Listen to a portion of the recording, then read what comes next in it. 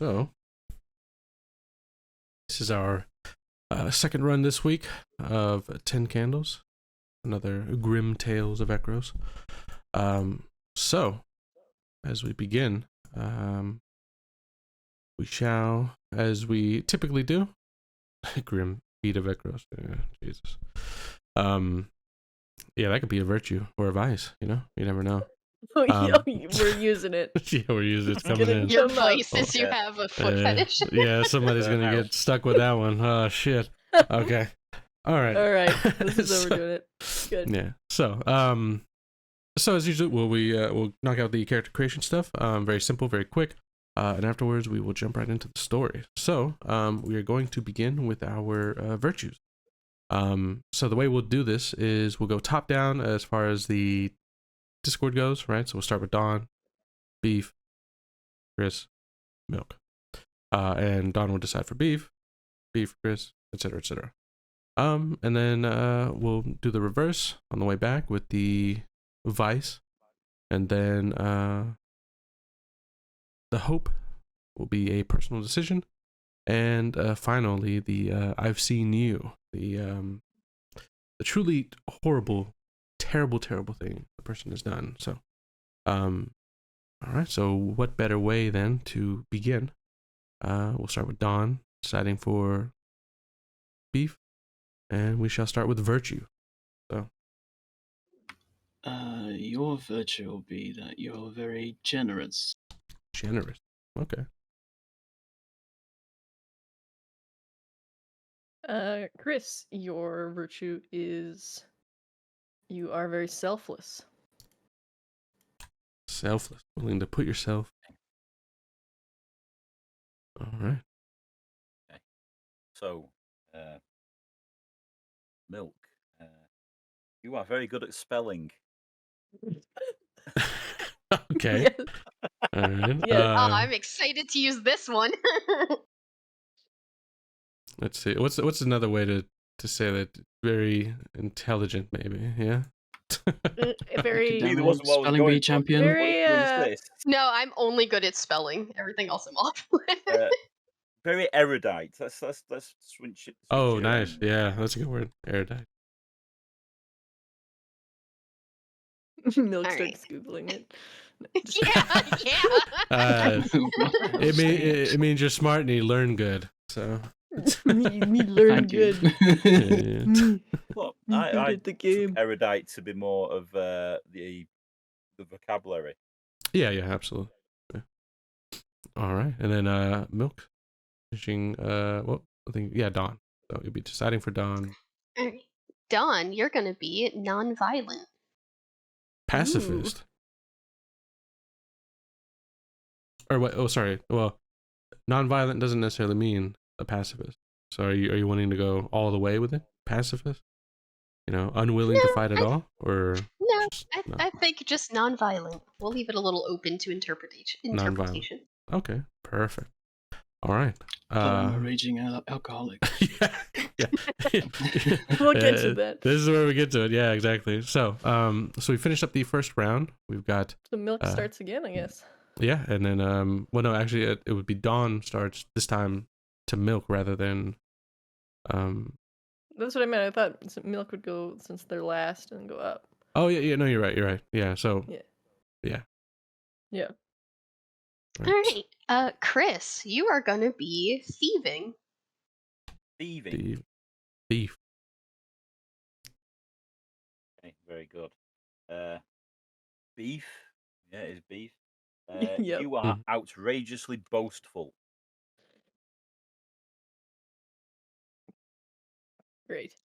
Outrageously boastful. Do I do it or do I leave it for Dawn to do? Poor Milk. Here we go. I think you own this one, Beef. So A I do. non-violent foot fetishist is a little. Yeah, you're very lustful. Specifically for feet, but we're gonna go with lustful as a Lustful. generic. Yeah. Very Got a nice. good group here for your dark, suspenseful holiday. Yeah, I can't wait. Oh, that works for the I've seen you we were talking about earlier. There we go. Jeez. All right, and I was kind of going with that as well, but milk your obsessive. obsessive in a negative way. Nice. Obsessive about learning how to spell things. About feet. Obsessive about- Obsessive of feet. All right. I'm outrageously boastful about my feet. Yeah. And Chris is trying to steal everybody's feet. There Oh we go. my Give it- oh god. He's stealing our toes now. Yeah. You gotta stop Um, inviting me to these horror one shots. They're good. They're good. The best part of horror is the funny moments between the craziness. All right. So now we begin. Actually, we'll do this now since it gives everybody the opportunity for revenge. So, we'll start with Dawn, and it'll be I've seen you. It'll be the worst thing this person has ever you've seen this person do.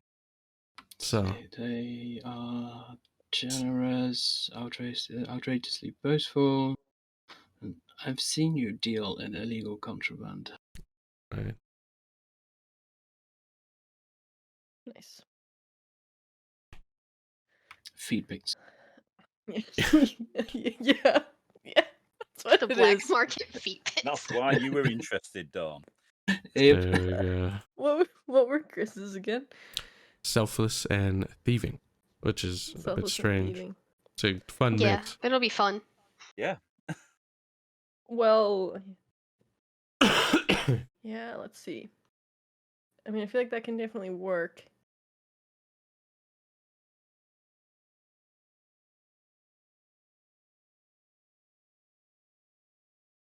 Then I've seen you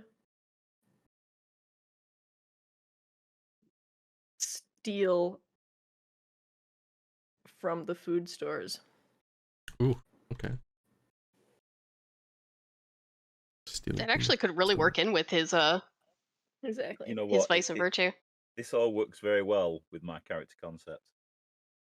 Nice. Okay, so this is for milk, isn't it? Indeed. You were seen by me peeling live kittens. Wait, I stole kitty cats? No, you were peeling live kittens. Jesus. Peeling? Like a Yes. banana? Yes. Did they have sunburn? Don't. That It is- was very noisy. Like sunburn. Just like, hey, let me get your little peels off. Like torturing animals?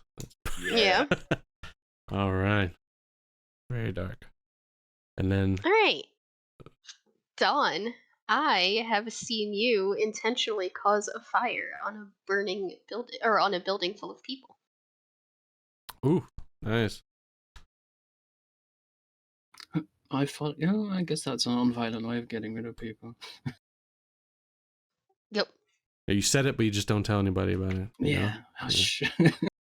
Yeah. Well, I mean, like, it was like intentional, but maybe you didn't intend for the building specifically to catch on fire. Hmm. All right, and But I saw you catch a building on fire. yeah, very nice. With intention. Yeah. 10. Yeah. All right. So, last but not least, this will be our hope. This should be something that should be very difficult, very unlikely, but not impossible. And as usual, whenever we do the truce, we cannot decide this to just be a thing that is happening, right? And so one thing you can't really quick complete It's- based on using the truth, right? So this is all decided by you. So everybody can take a moment, decide, what the I will have hope when this happens, or I'll have hope. Yeah. So Well, I've already got mine lined up, so I don't mind going first. perfect. Drop it on. My character hopes to be recognized as a member of high society. Okay.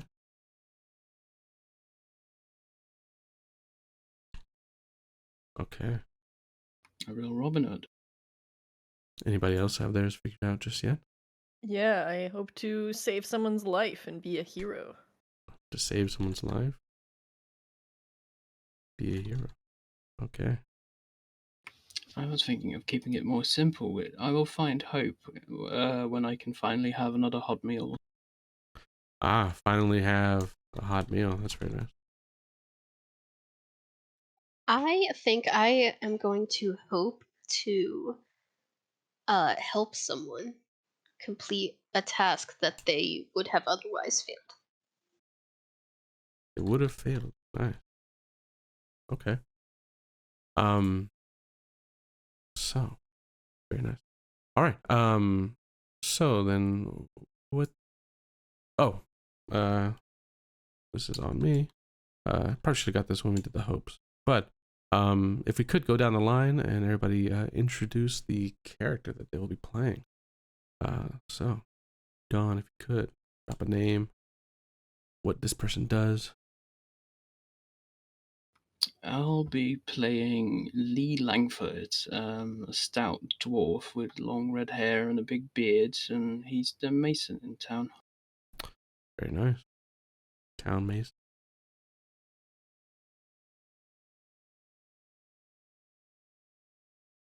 All right, Beef. Yeah. I'll be Dominic, Dominic. and he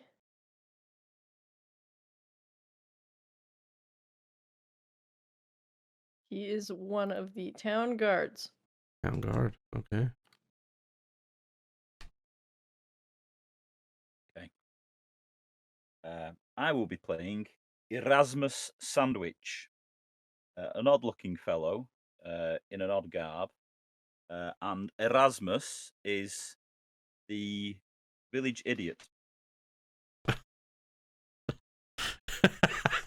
Oh, right. so we think. Yeah, yeah. And I've just posted his image in the art channel. Perfect. Erasmus Sandwich. All right. And Mel. I'm gonna play as Felix. He is just a lanky guy. Think I'll make him, since I'm supposed to be really good at spelling the word feet. I think I'll be a teacher. Weren't Teacher. you Felix last time? No. Village teacher. Nice. Okay. I forget what Nice. my name was last time, but I wasn't Felix. Maximus. That's what it was. Yeah, Maximus. Or Attila. Yeah, and I was Attila the first time. Yeah, Attila. That was a good one. Yeah. Attila. Yeah, lived. Attila the Ward. Yeah, Attila the War. All right. So, seems like we are all set. So let me go ahead, get some music going, and we shall jump right in.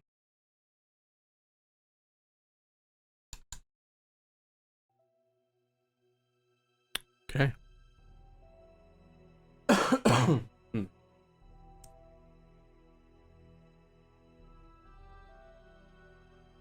All right, to set the scene a little bit before we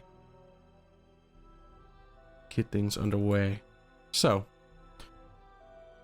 you are all villagers living in a small, nameless village in the middling swamp parts of Calor. The past few evenings, a few strange things have been happening around the village that you all live in.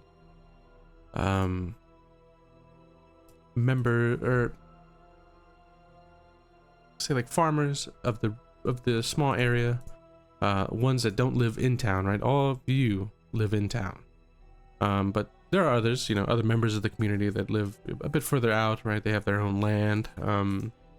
It's not great land, right? It's still pretty swampy, but even still, there are some that attempt to kind of make their living through farming and things of that nature. And the past few evenings, it seems that there's been some news coming in as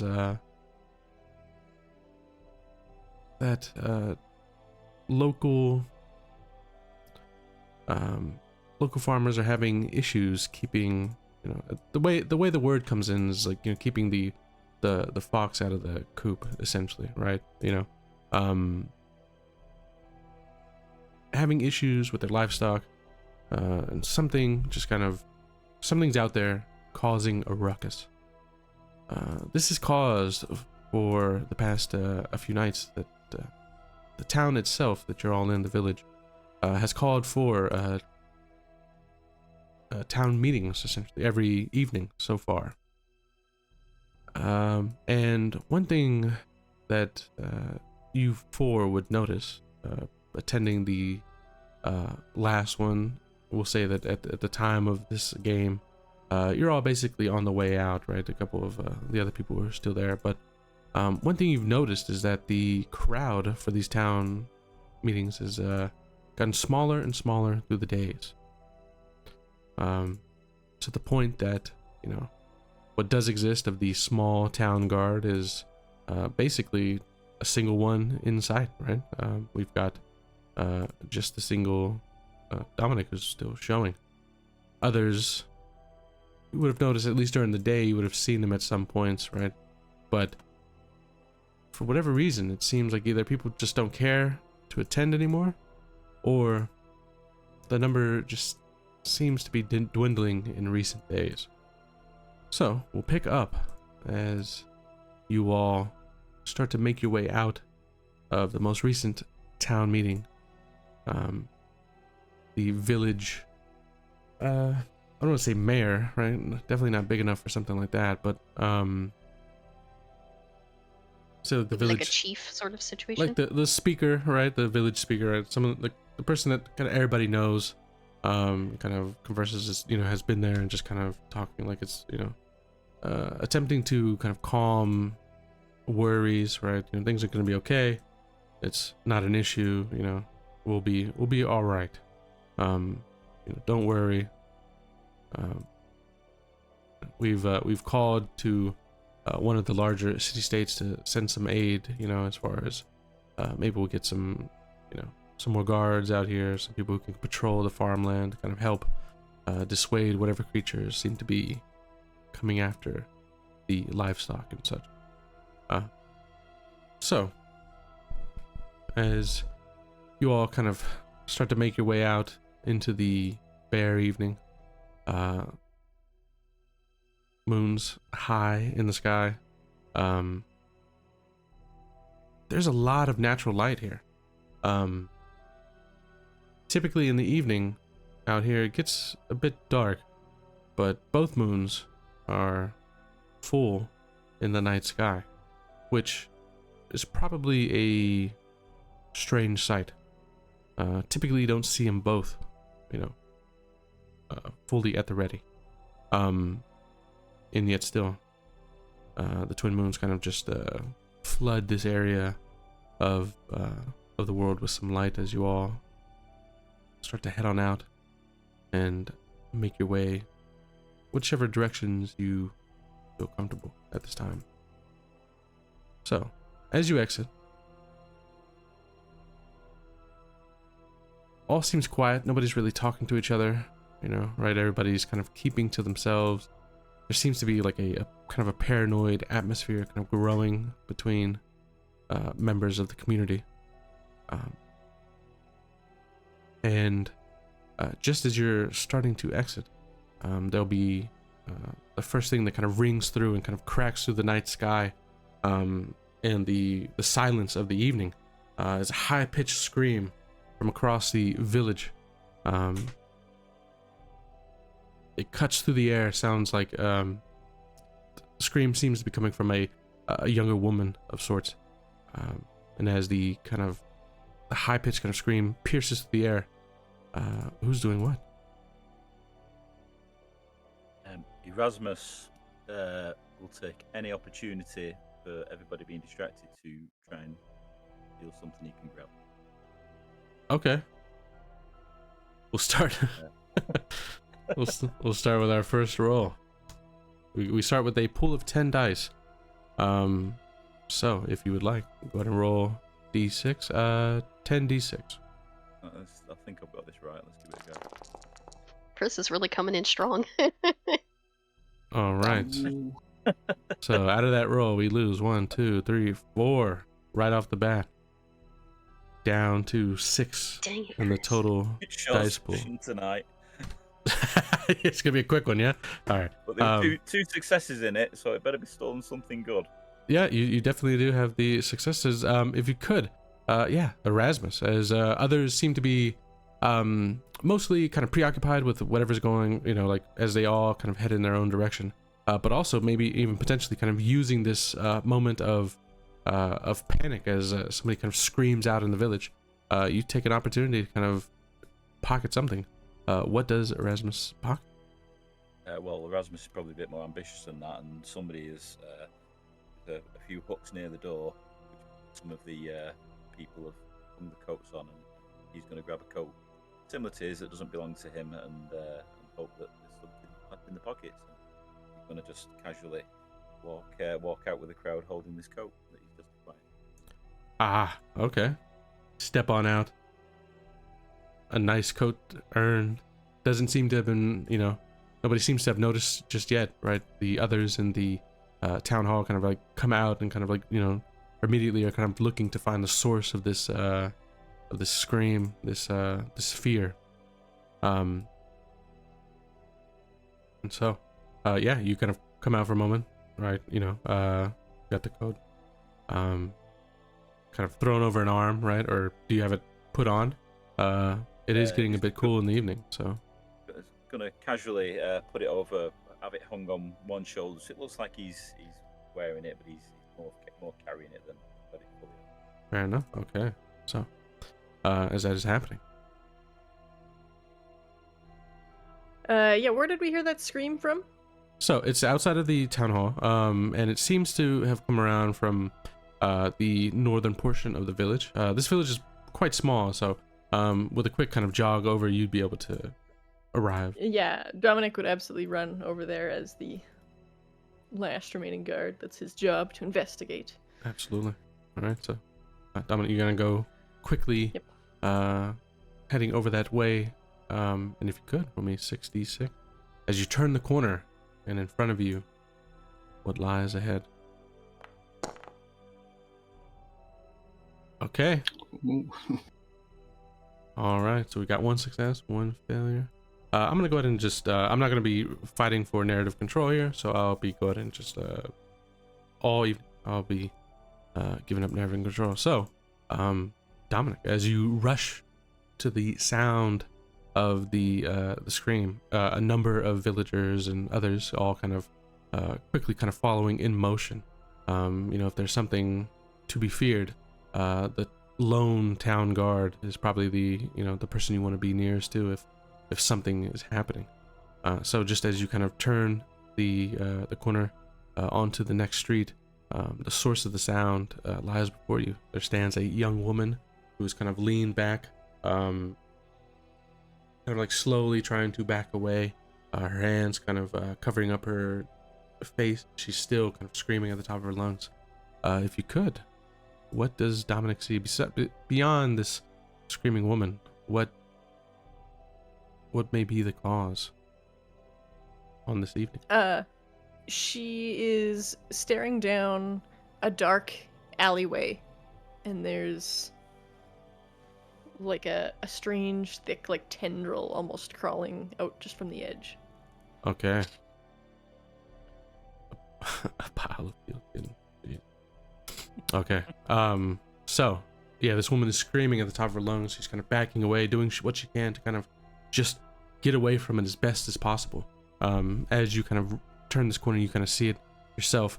And I'm gonna say, it wouldn't be a one shot if it wasn't.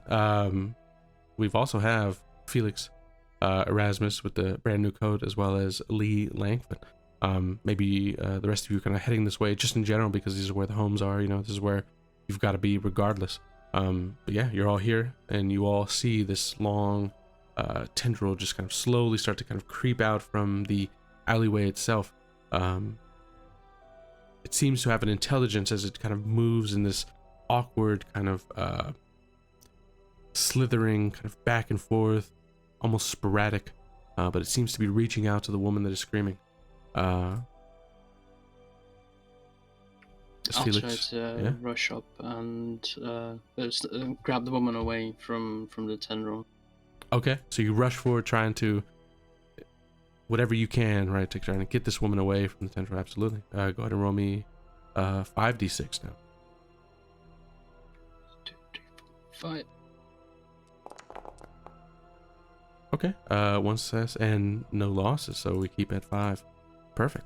Yeah, so Lee, as you rush forward to kind of try to interpose either yourself between this situation or at least try and help this this woman in this moment, go ahead and describe what happened as Lee rushes forward. Lee will kind of assess the situation, see what's going on, and want to provide a solution. And he sees that Dominic is standing there, kind of looking, but he wants to help out the person straight away. So he snatches the young woman back to where they were standing, where they were coming from, and just away from the tendril. Okay, perfect. So as you kind of rush forward, grabbing a hold of this woman, kind of pulling her away, it kind of shakes her out of this, it kind of breaks her out of this fear kind of like mindset that she has in this moment. She kind of like quickly kind of turns, looks at you. Her face is just kind of flush, completely pale, as whatever she's seen has just kind of brought extreme fear to her. And as you kind of pull her away, she's actually gonna, like, with all her strength, kind of rip her arm out of yours, and then she's just gonna go running, and she's just gonna look to put as much space between her and whatever is still kind of seemingly in this alley. As you rush forward, that tentacle is actually going to snap out like a loud kind of cracking sound as it like whips in the direction, attempting to kind of grab, recognizing that you're looking to kind of pull this woman to safety. But you're able to grab her and kind of rip her away from it, and you gain some distance as the tendril kind of snaps back into the alleyway, kind of away from sight, but you know that it's whatever it belongs to still remains in that alley. And you can hear sounds from inside that alley, kind of the sound of whatever kind of garbage or boxes or anything that might have been left in the alleyway itself, kind of getting thrown and kind of flung around, as it seems that there's an anger to the fact that this whatever this is kind of missed out on its target. If you could, Felix, then what's going on? I think that Felix would be standing pretty, like, far away from it. Maybe even, well, I'm assuming he's next to Erasmus. And maybe even kind of, like, urging Erasmus to take a step back, because I doubt he's going to want to get too close to the alleyway. Okay, absolutely. So, you go to, like, hey, watch out, right? Kind of like ensuring that nobody mistakenly kind of making sure that the town, the village idiot just doesn't go waltzing up to whatever seems to be going on in this alley. So as that is happening, you take a moment to kind of breathe, kind of stop, kind of trying to assess and judge the situation. The woman, Lee, that you save is long gone, right? Just kind of immediately turning, rushing away. And so it's just the four of you now kind of left, maybe 10, 15 feet down away from this alley. And you can hear now at this moment, it sounds like heavy steps, like something is starting to approach. And you can even feel, I'm going to say you can even feel just a little bit in the ground, like the soft vibration of whatever it is down this alley, starting to approach as the two kind of heavy back-to-back foot, could only assume is kind of like feet, kind of patting at the ground, like these boom, boom. So, as whatever Does it is sound inside, like it's coming from the alleyway? Yes, yeah, and it sounds like it's coming towards the exit of the alleyway and potentially in your direction. Yeah, Dominic is going to, as the lone guard, draw his weapon, whatever that may be, a sword, Yeah, perhaps. absolutely. And he's going to sort of rush in, I can handle this, and prepare to sort of cut the tentacle if it tries to like reach out and strike as he gets within range. Okay, so you're gonna rush forward, looking to. All right, very nice. Yeah, go ahead and roll me 5d6.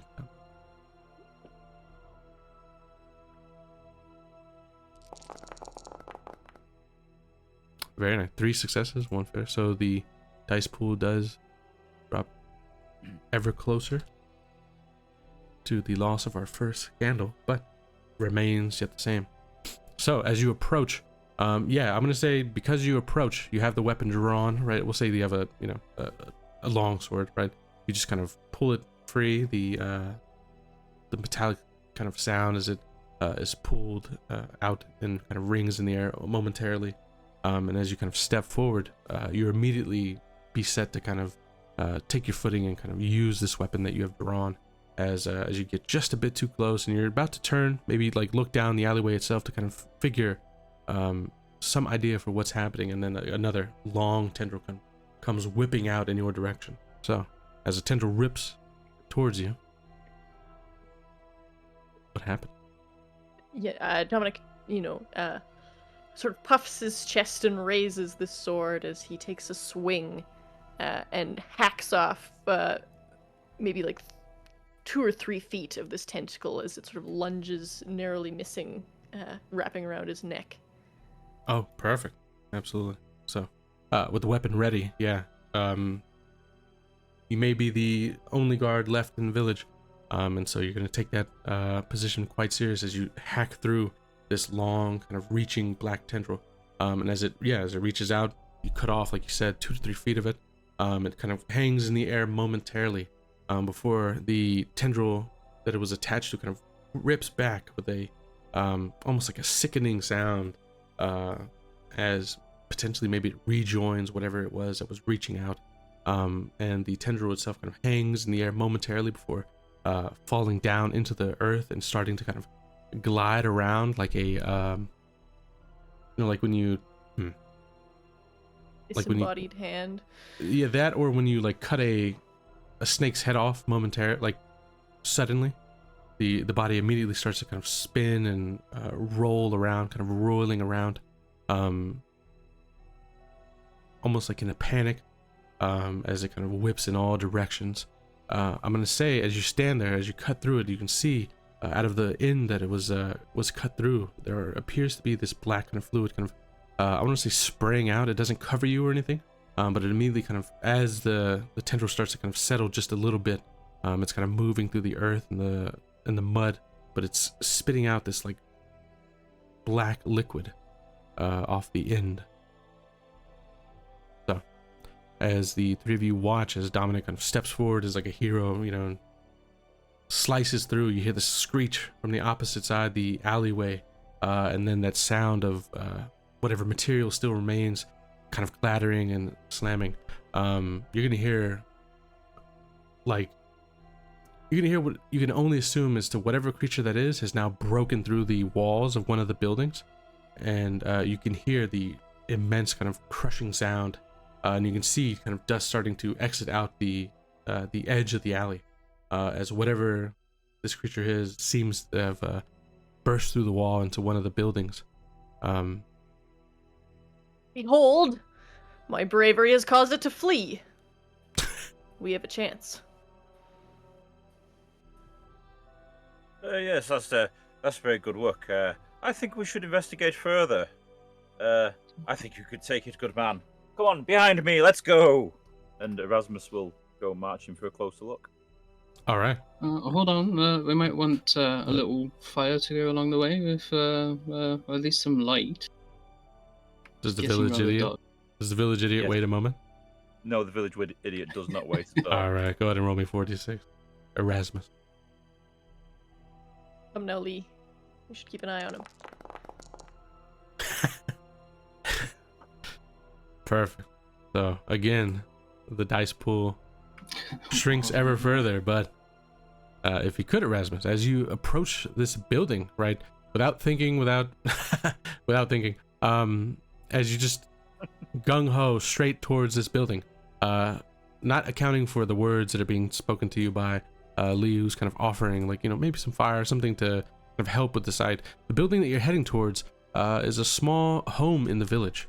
It is completely dark, so it doesn't seem, or if somebody was home, they certainly weren't, didn't have any candles going.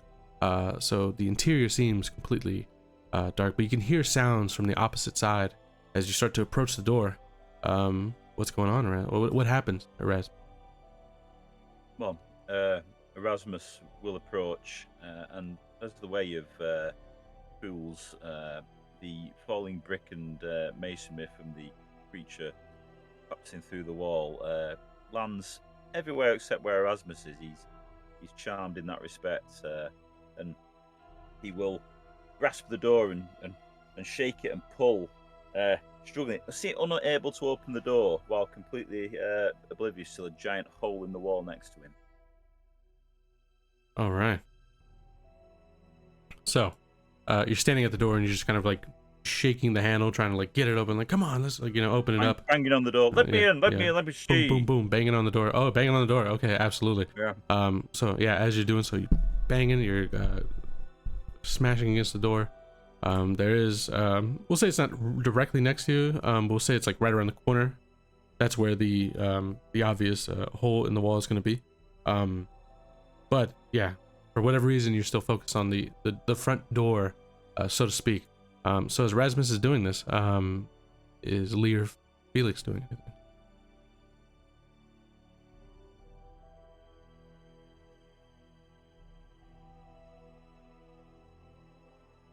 You know what? I think Felix wants to get a closer look at the tentacle if he can.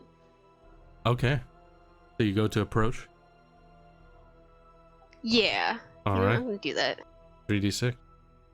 You go lean in and kind of try to get a bit of a closer look to kind of study this tentacle, see if it rings familiarity to you.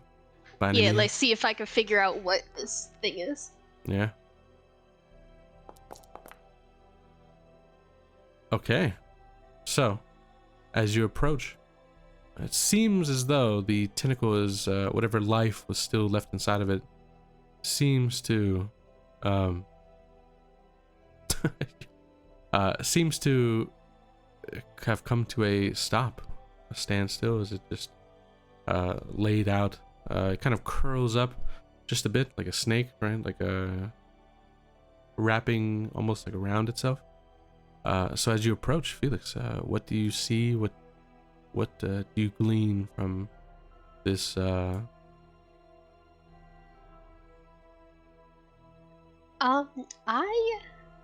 Okay, so Felix walks up to it, and it's just like a black tendril thing, right? Yeah, as best as you can. Yeah. Yeah, so he's gonna like just take a look at it to see if he can figure out like, hey, this is a creature I know, but I don't think he would know what it was. All right. But as he's looking at it, and it's like bleeding or whatever because it was chopped off, he's gonna notice that the blood actually isn't, like the in air quotes blood, isn't actually red. I think I want it to be blue and kind of like viscous. Okay. So what would have initially been confused as like a black blood, as you kind of step forward, is actually like a... It's like a midnight blue. Yeah, almost like a midnight blue. Absolutely. Okay. And it's like thick and kind of gooey. Okay, thick and kind of gooey. All right. Do you reach down and kind of try to inspect? Yeah, I wanna touch it. Okay. Just as you are reaching down to kind of like, what is this? We still have Erasmus kind of banging on the door, right, trying to get in. So Lee, before anything changes here, is there anything you want to do? I think he would look to his pocket, find that he has some flint on him, but you'll look around to see if there's any like something that you can make a makeshift torch out of to kind of give more light to the situation. Okay, absolutely. Roll me 3d6. 1, 2, 3. Oof. And candle down. Candle down. All right. So, as you go to look around, right?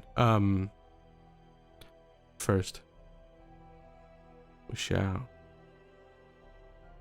remove well, actually, we'll go here. We'll remove the light from one of these candles. All right. So, you have the flint and steel, right? You have everything you need to kind of start a fire. You just need something to burn, right? So, Lee, as you kind of like look around, you're maybe for whatever reason, in an effort to find this this stuff to kind of burn, to kind of help get some light going, you've approached it in a pretty haphazard manner, right? It's almost like you kind of forgot the danger of the moment, right? So as you kind of go picking around, I'm gonna say you're looking, and it, for whatever reason, your scattered mind, you turn and you kind of go down the alley that the creature itself was in only, moments ago, because you see something. You see like a piece of board that you could easily just kind of grab a hold of and kind of get going really quick. So you're trying to do it really fast, as quick as you can. You start to kind of like tiptoe down the alley. And just as your hand kind of grabs a hold of the board that you're going to use, you hear from the left a low kind of growling snarl come from the opening in the wall. The creature that has now fled into the building seems to be standing just there, and it seems to have this growling effect as it whatever reason seems focused in on you. As that's happening, we also have two other things going on. Erasmus, as you're standing at the door kind of banging and slamming on it, you're still kind of messing with the door handle, and as you kind of put some strength into it, you think finally you open the door, but actually a tendril slams through the wood into your stomach like the hardest punch Erasmus has ever kind of received. As it slams into your stomach, throws you back a good 10 feet from the door, and you slam into the ground, kind of sliding into the mud just a bit, unfortunately, dirtying up that stolen coat. At the same time, and after this we'll start to establish some truce, at the same time, Felix, as you reach down and kind of just dip a finger into the viscous midnight blue blood that is coming out of the appendage that has been cut, just as it gets onto your finger, it immediately starts to burn your skin, and it is sizzling loud, like it's sizzling harshly, and it's immediately like, even before you have a chance to kind of wipe it off, you're going to get some damage from this on your hands. So Good now, thing it's not on my feet. yeah, so now we start with the person who set this off in the first place, Lee. If he could, the world is dark and will remain as such until the end, but let's go ahead and start establishing some truce about this session.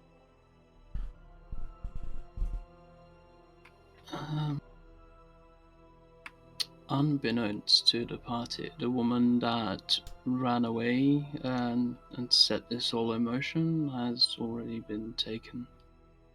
Okay, has already been taken.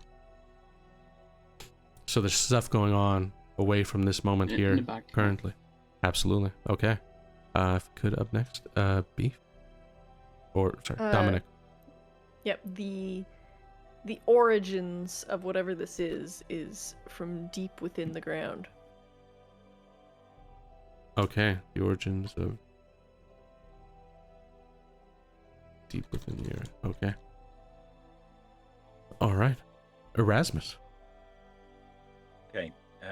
The door that Erasmus was struggling with, he was banging on it. He was pushing. He was trying to, get in. The door was actually unlocked and it opens outwards. Okay. That's it. Perfect. It's a pull, not a push door. All right.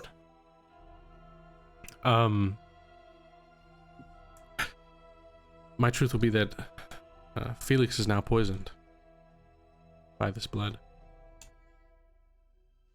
And it's like acidic too. Holy cow. Indeed. I'm gonna say that whatever this creature was, despite their origins being from underground, that creature was born in the building that it's in. Okay. Ooh. Okay.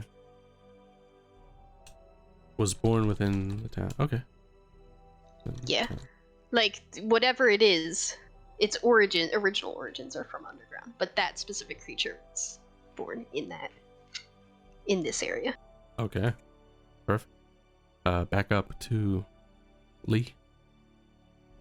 So we have 5 established. We have See, as you were saying it, so we have the one creature was standing in the opening and one was slamming open the door. so there's 2 creatures. Yeah, and I'm gonna say that we're dealing with young ones, like undeveloped minds. Okay. So there's 2 creatures. There's 2 young creatures Yes. within the building. Okay. All right. Dominic. 6, 7, 8. All the creatures are connected physically in some way. Physically connected. Some way. All right. Erasmus.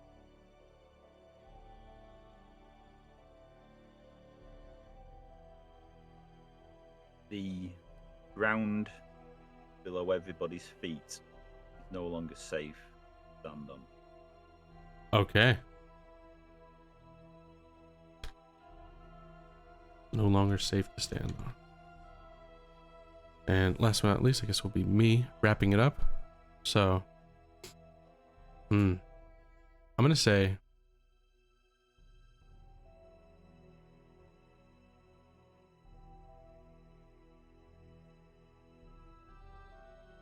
the blow that struck Erasmus has broken 2 ribs. We'll say Erasmus has 2 broken ribs. All right. Noted. So, we jump back in. All right, let's follow this in mind. Okay, so I guess then, best place to start, or rather, whoever wants to take lead, but it could be Dominic, as all of this seems to, as all of this kind of seems to happen in this moment. You watch, because you're standing there, you've got the weapon drawn, right? You see a part of the door splinter open, and then suddenly just kind of flying right by you as Erasmus as he kind of slams into the ground. Felix, after kind of grasping at the viscous fluid, now kind of screaming in pain as the skin on your fingers immediately starts to kind of almost fuse and kind of melt to itself from the extreme pain, and then Lee down the alley, right? So, Dominic, as all this kind of chaos is kind of erupting around you suddenly. Well, as we said, the ground beneath our feet is no longer safe to stand on. Indeed. So I assume Dominic can kind of feel the heel of his boots start sinking as there's like a splintering and cracking of the stone work and wood that makes up this building. And Dominic's going to quickly try and pick up Felix and get him away from whatever is opening up underneath us. Absolutely. Okay. So yeah, as the ground starts to kind of, as your feet kind of sink in just a bit, and you hear this sudden kind of cracking, kind of snap break the earth, and you kind of feel this kind of slow motion underneath your feet as it starts. You go to lift up Felix, attempting to help him as best you can. If you could, roll me 9d6 here. Nice. Oh man. Beautiful. All right. So we will lose. You are so. No matter what, we lose 4 dice, so that brings us down to 5, I believe. Yes. But you can burn either your vice or your virtue in this moment to reroll at least 5 of these. or we have to burn the candle. The Yeah. choice is yours, but you do have to describe. You know. I'm going to burn my generous virtue. Okay. I know it's not exactly the same thing as selfishness and selflessness, but with the chaos that's surrounding, Dominic's starting to feel a little out of his depth, and maybe he's not so likely to provide help to others anymore after this. Absolutely. It's, So you're just every like man for himself. absolutely. So feeling like the fear to break away, but in a moment of generosity, you lean down and look to kind of help the village teacher. Yep. Yeah, maybe Felix has taught you, right? So you feel maybe this moment of like, almost maybe owed. You know. Yet, my last act of generosity. Absolutely. 5d6 if you could. Okay, you succeed. The one. We don't lose any more dice as well, but we are down to 5 now. So, yeah, as the earth starts to shift and kind of move underneath your feet, the cracking sound of the earth and the stone kind of splitting up, you take that opportunity to pick up and help. If you could describe, please, how you stop Felix from, potentially being swallowed by the earth itself. Yeah, careful not to grab his poisoned hand. I imagine Felix as a very spindly, pathetic worm of a man, whereas Dominic my entire body is not thicker than your arms. Dominic Dominic is built like a house. So he runs over and he literally grabs, like, scoops under Felix's butt and lifts him up into the air with one arm as he just starts running. Felix is gonna swoon. Okay. All right. So lifting up, rushing away from the scene now, trying to put some space between it and you. So we have this shifting underneath the feet. We have this growling coming from the dark. And Lee, just as you kind of turn and look at this, finally getting a, at best, somewhat view of this creature fully now. All you'll see in the darkness beyond, there's just a little bit of light, enough to kind of break through to kind of highlight some of the points on its body. And you can see just this massive row of teeth as this mouth opens up wide, following the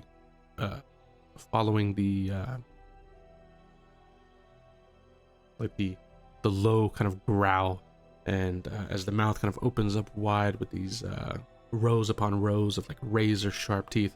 What is Lee doing? You've got the board there though, to kind of help with the fire, but yeah, I think he was trying to, like, he had the board in one hand and had the tinder going in the other, and just as the spark comes up, he sees it sort of sheens back to him from the teeth, and he'll kind of panic and throw the board towards the mouth and just book it towards the other direction. Okay, so in a panic, in a panic, you take the moment to kind of like just throw it in the direction. I'm gonna say, just for a better description of the type of teeth and the rows upon rows of teeth you see, it's like the massive mouth of like a sea lamprey. If you want to go ahead and Google that to kind of give yourself a bit of a visual description for what is now kind of staring at you through the dark. But in a moment of panic, you kind of whip that fucking board towards the mouth, right? Just like, in that direction, just to kind of draw some sort of momentary distraction. So I need you to go ahead and roll me a 5d6. 1, 2, 3, 4, 5. Okay. So you whip it towards this creature. If you could describe how Lee takes advantage of this board in hand that was going to be, tinder just a moment ago, that now saves your life. I think in the panic, he doesn't see it. He just throws it and turns around. But it turns out that the board that he was holding is a bit sturdier than expected and gets stuck in the creature's mouth, who tries to snap it in two who's probably used to that power behind it, but doesn't immediately snap it and gets confused for a moment, giving Lee the moment he needs to escape. Okay, so you rush away and you run towards now probably Felix and Dominic as they kind of look to rush away as well. Yes. The ground kind of shifting underneath your feet. So last but not least, Erasmus, as you've kind of been thrown back, the pain in your ribs immediately hits.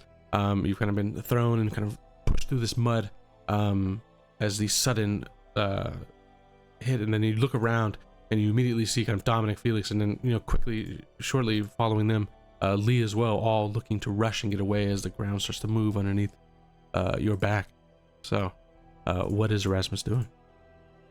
Well, Erasmus feels the pain in his lower chest from the bust ribs, and groaning, he will push himself up, struggling somewhat because his hands and his knees are sinking into the ground a little, and the more animal cunning of his nature kicks in at this point, and he decides he would probably best, and he'll say in a pompous way, I think it's time I retire to my study, and he will seek to flee.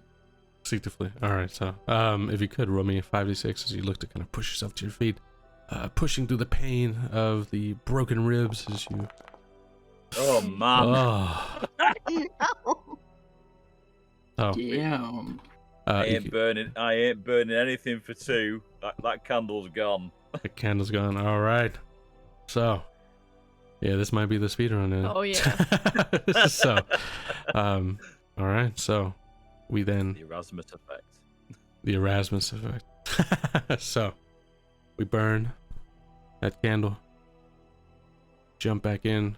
Our dice pool grows back up to 8 as 8 candles remain. So what happens, I'm going to say, as you start to move and rush away, trying to stand up, the pain in the ribs is just too much. And just as you kind of like, every time you set your feet and set your hand, like 3 points, 4 points to kind of, push yourself up, the ground underneath your hand and feet kind of continues to kind of almost liquefy underneath, right? Like it's not enough, it's not like sudden, it's like slow sinking feeling. And as you're kind of pulling and you're just trying to, at some point, maybe you stop trying to like make points and you just start trying to crawl.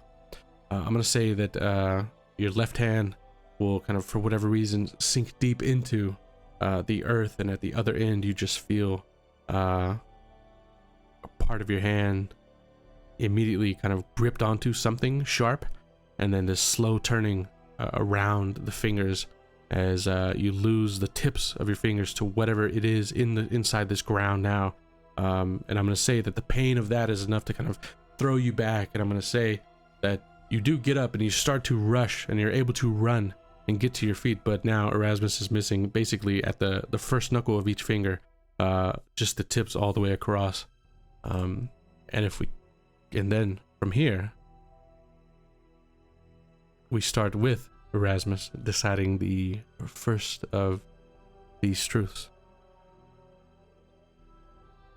This has been happening on one side of the town, in the village.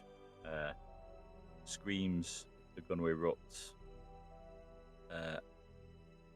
all around the perimeter. Okay, so screams erupt from all around the town. Absolutely. Okay. That puts me at next.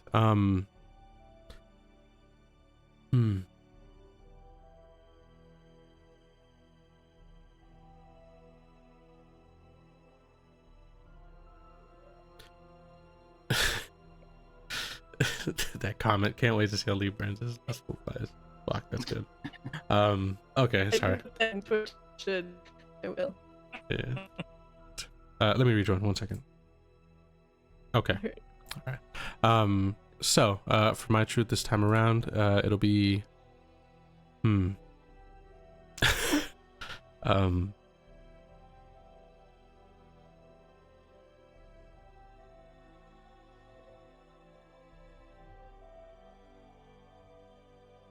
damn.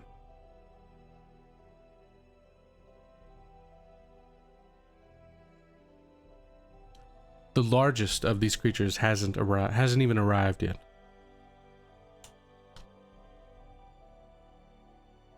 We'll say it's on the way, or drawing closer. Each injury that the creature takes, like if something's cut off or whatever, it grows 2 more in its place, like a hydra. Okay, so the creature I'm gonna put hydra creature. And then regrowth. Okay. Lee?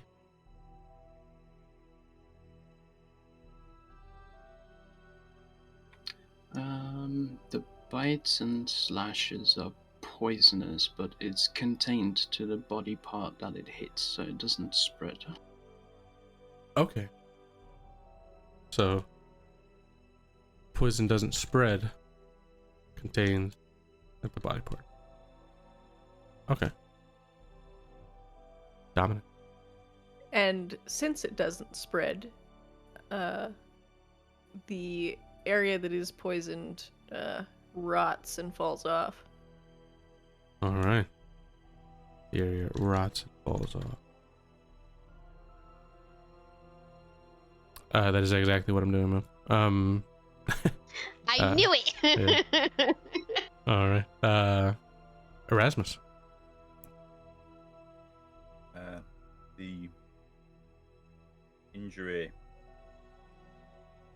to Erasmus's hand actually infected him with something that is slowly going to take him over.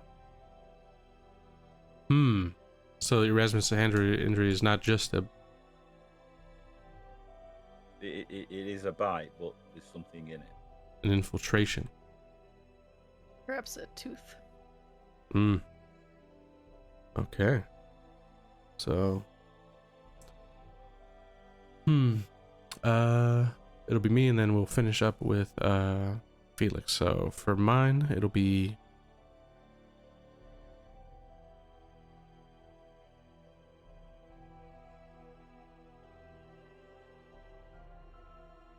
I'll say the pain of these like injuries, the poison and all that never stops.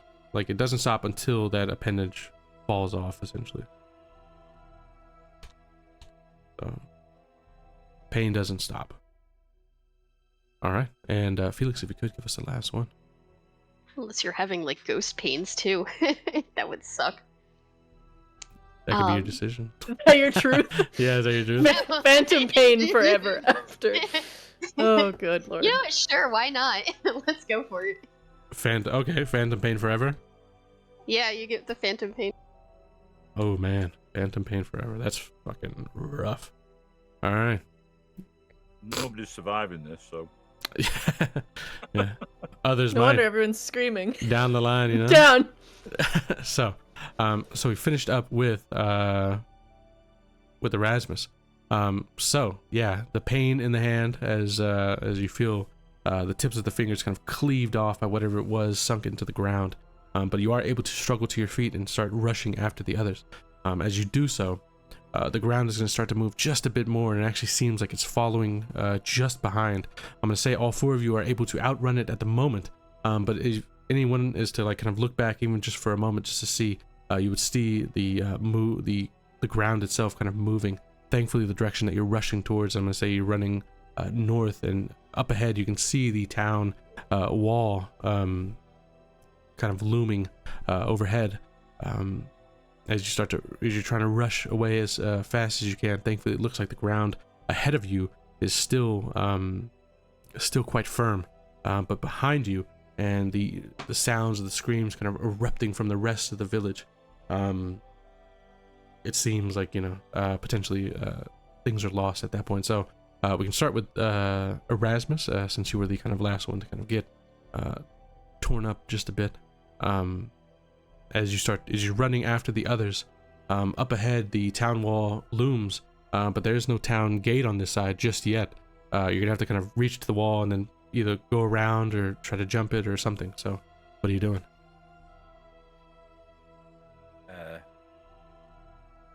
think at this point, with the pain and the pain in his hand, excruciating pain in his hand, that's Yeah, absolutely. Oh, I don't believe Erasmus is in any state to try and climb a wall at this point. And again, he's gonna panic. He's gonna look to see if there is another exit past the wall. Okay. So anything beyond the wall, if you could, then 86. They will burn that candle. Oh my god. No, You you said didn't it. get joke about this. Oh my god. Right. Okay. Chris Down to has the 7. worst rolls today. Selfless or It thieving. plays so well. Yeah, this is it. Yeah. How can I use either of these? I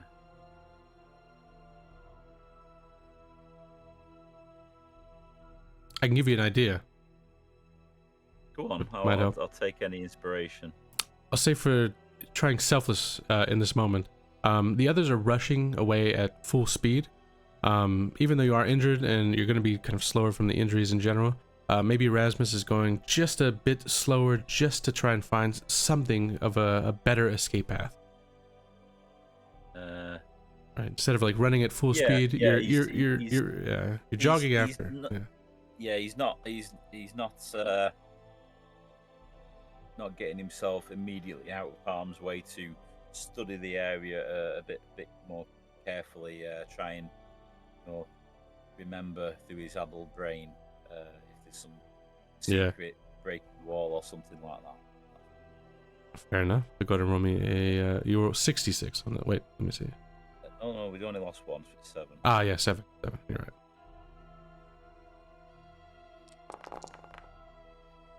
No fucking way. Okay. Well, let's let.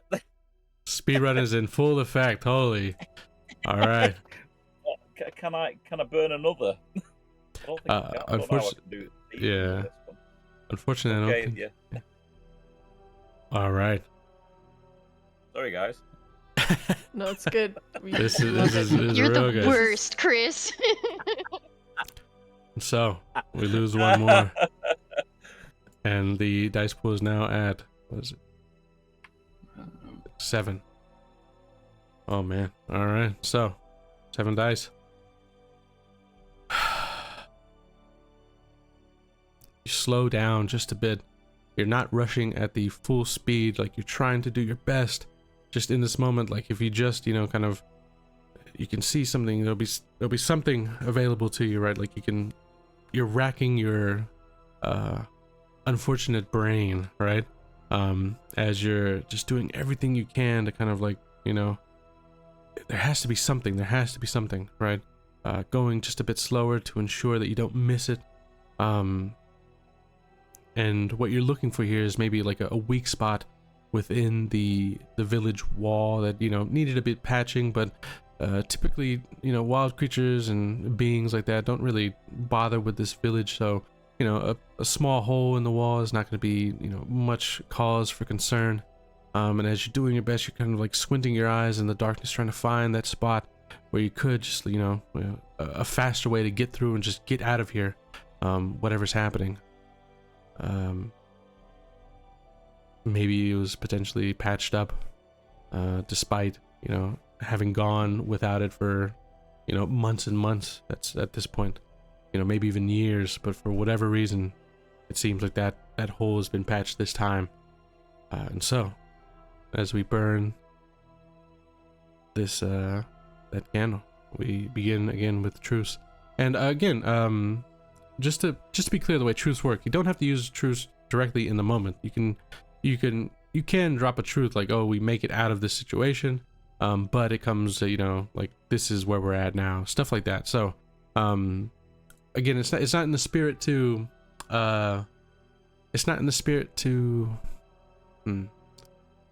do your best to like live no matter what, but I would say it is in the spirit to kind of tell a bit of a better story as far as there are opportunities to kind of give yourself at least a little bit of a hand with moving forward. So we can begin, and Erasmus, go ahead and set off this first truth. Okay, as Erasmus has split from the group, the creature that was initially focusing on the four of us is now torn between the isolated target and the greater number of victims, and it's momentarily unsure which way to go. Okay. Creature stops chasing momentarily. Okay. All right. I'm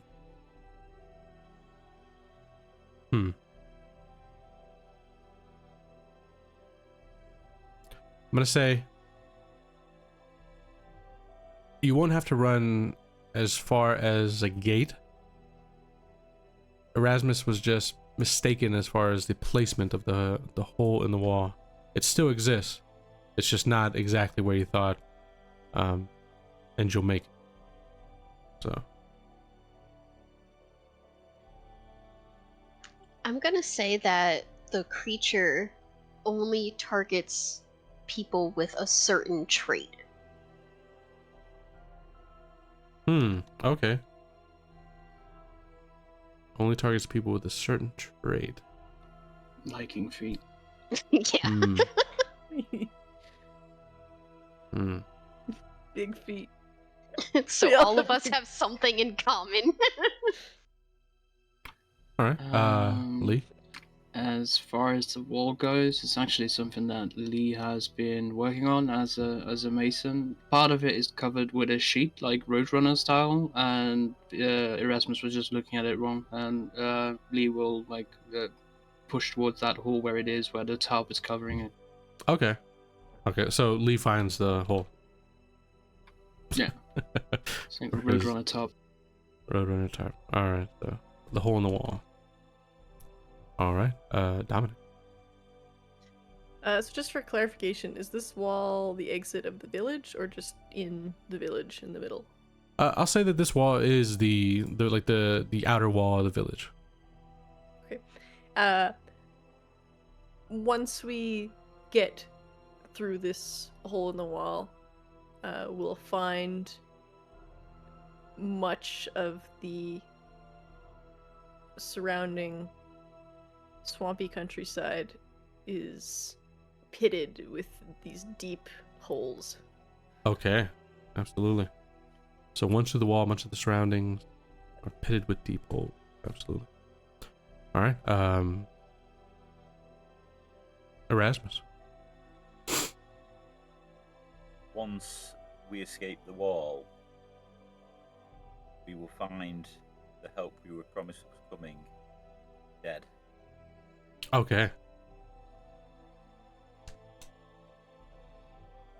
And so we started with that. So it's 1, 2, 3, 4, 5, 6. Okay, so it finishes with me. So after the wall, find help that was promised dead.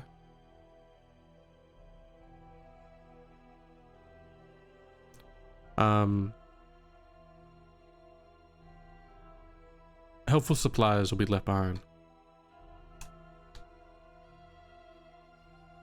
We'll say it will be left around the dead help, I guess. So, all right. So with this one, I guess there is a bit of a fast forward, just a bit. So as you four, and I'll say Erasmus, you kind of break off momentarily. You know, maybe you kind of run down a side alley, but then you kind of cut back in, and you're able to kind of reach the others. As you see Lee leading towards the tarp in the wall, and you knew there was a hole there, right? Like you knew there was something there. So eventually you're able to find it. So as all four of you start to kind of, Lee at the start kind of ripping the tarp away, and you all kind of passing through this old hole in the village wall as you kind of burst through. I'm going to say that you pass through, you get out of the village, but you continue to kind of rush forward.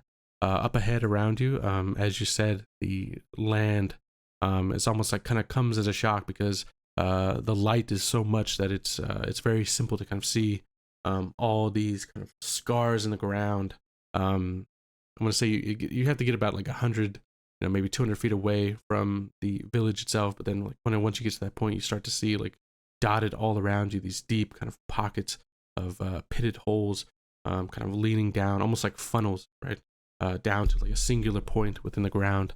And you're doing your best, all four of you, to kind of rush between them to ensure that you don't kind of fall in. Nobody wanting to take that risk. And it seems like the earth kind of subsides as far as the movement that goes, but the screams continue to kick up around the village behind, as whatever it was that was initially kind of coming after you seems to have subsided for the time being. And so as you kind of run away as best you can, you come across I'm gonna say like a horse and carriage and wagon, all kind of blood is everywhere, right? You can see chunks of what probably were a horse, or quite a few maybe at their time, all kind of scattered around. No bodies or anything along those lines, but I'll say that the goods that were in the wagon, while thrown about and kind of scattered all around, have been mostly left untouched as far as like whatever goods. So say they're able to kind of find like maybe like in a moment like this, what would be something you'd like to come across, and I'll let you guys decide. Medical supplies. Okay, yeah, so some medical supplies, absolutely. Weapons for Yeah. those who don't have them. Fair enough, yeah, absolutely. Just Weapons. like simple things. Yeah, like a crossbow, simple blades, Anyone hammers. can decide what they need when they need it. Yeah, absolutely. Erasmus has always wanted some kind of military crest to wear on his coat. Okay, yeah, maybe you have to take it from one of the bodies. Yeah, that'll But do. yeah, but you do so.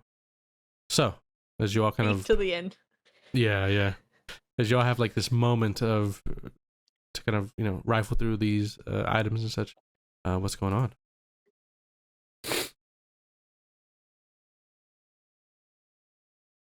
It looks like we've escaped, thanks to my incredible handiwork.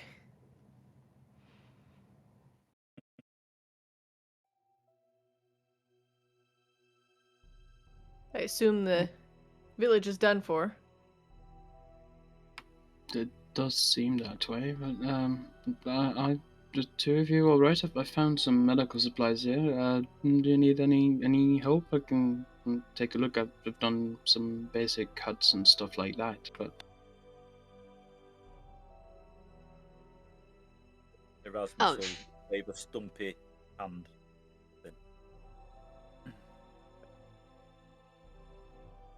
and Lee will offer to take out some of the medical supplies and try to patch it up and kind of finish it off as best as he can. Felix is definitely hurting. His hand is burning. All right, so Lee, go ahead and roll 76 as you look to administer as best as you can what you can as far as medical help goes to the others in the group. Definitely not going for that candle. Yeah, we'll say this counts for both. Oh. All right, so 3 successes and 2 failures, so we're down to 5 dice. So yeah, Lee, as you take this brief respite to help those in the group, what do you do to help both Erasmus as well as Felix?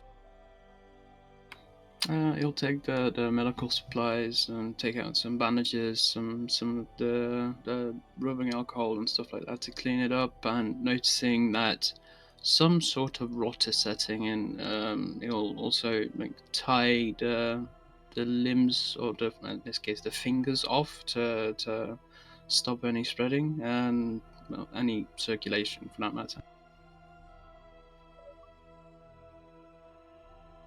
And he He tidies it up enough, and also finds some of the herbs that are at least would aid with the pain to make them feel slightly better. At least you hope, but unfortunately, it seems like nothing really stops the pain. But yeah, absolutely, you're able to help the other two. So Felix and Erasmus. What, however minor it still is, to you at least in this moment, a great relief from the pain that you were feeling moments ago, as Lee kind of steps in and kind of helps out a bit. So as you look around, there are kind of spots all around, these pitted holes, right? Like earthen kind of funnels leading deep into the ground. On all sides around you, but thankfully things seem to be kind of quiet for the time being. So, anybody else want to do anything? I want to look around at the holes. Okay. Let's roll 5d6 then. After your hand kind of gets patched up, you kind of give one a look. Maybe, again, it'll potentially offer some more insight into what these creatures just might be. Yeah, and it's also like, he's in pain, but he still wants to figure out what's going on. Mm-hmm. Oh no. Not just me. Oh, 5. You have 5 to reroll, but you have to burn. You're obsessive, maybe. Yeah. Even in that time, you're still forcing yourself to kind of potentially put yourself in harm's way, or Yeah, he's like obsessive enough to the point where he just really, really wants to figure out what's going on. all right. So I'll burn that. All right. All right, nice. Okay. 2 success, 1 failure. So that brings the pool down to 4. And let me just make sure I'm marking.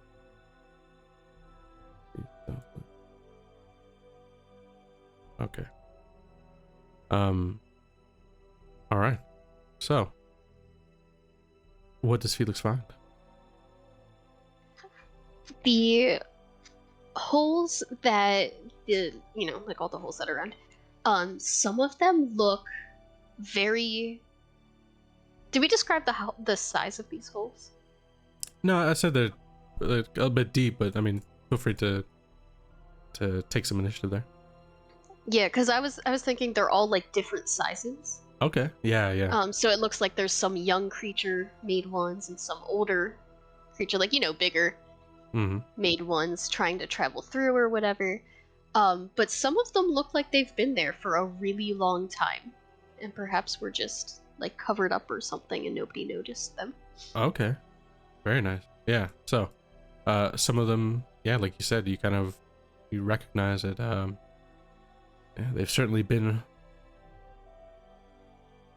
It becomes apparent to you that there's certainly been a few of these, whatever these creatures are. This is not, just a sudden emergence. This is not it's not like a sudden arrival.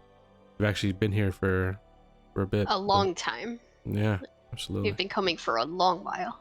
All right.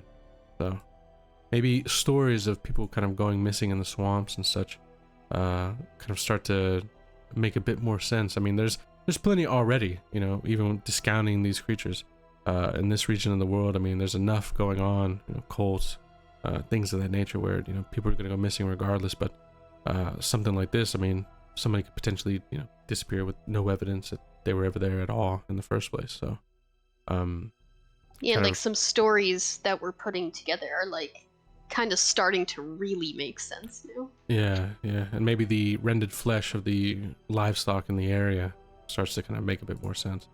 Perfect. So, you're able to gather that information, share it with the others if you wish. He sure will share it with the others. He's especially going to Say, like, it looks like a lot of these holes have been here for a really long time. And since it's, like, kind of swampy all around, some of them are probably definitely filled with water at this point. Yeah. Oh, yeah, like what would have maybe initially been kind of confused as, like, swamp, you know, puddles or, you know, yeah. Now kind of like, oof, actually, right? They weren't puddles at all. Yeah, like, they they're were... definitely these holes that we probably cannot see. Yeah. How deep they are. Perfect. So, anybody else? With that, Erasmus would also like to study one of these holes, and he's going to test the depth with it on a bit of a out of my way, young man. And he's gonna push his stick in to get an idea of the depth and probably be a little bit too close. Ah, perfect. And if you could please roll me 4d6.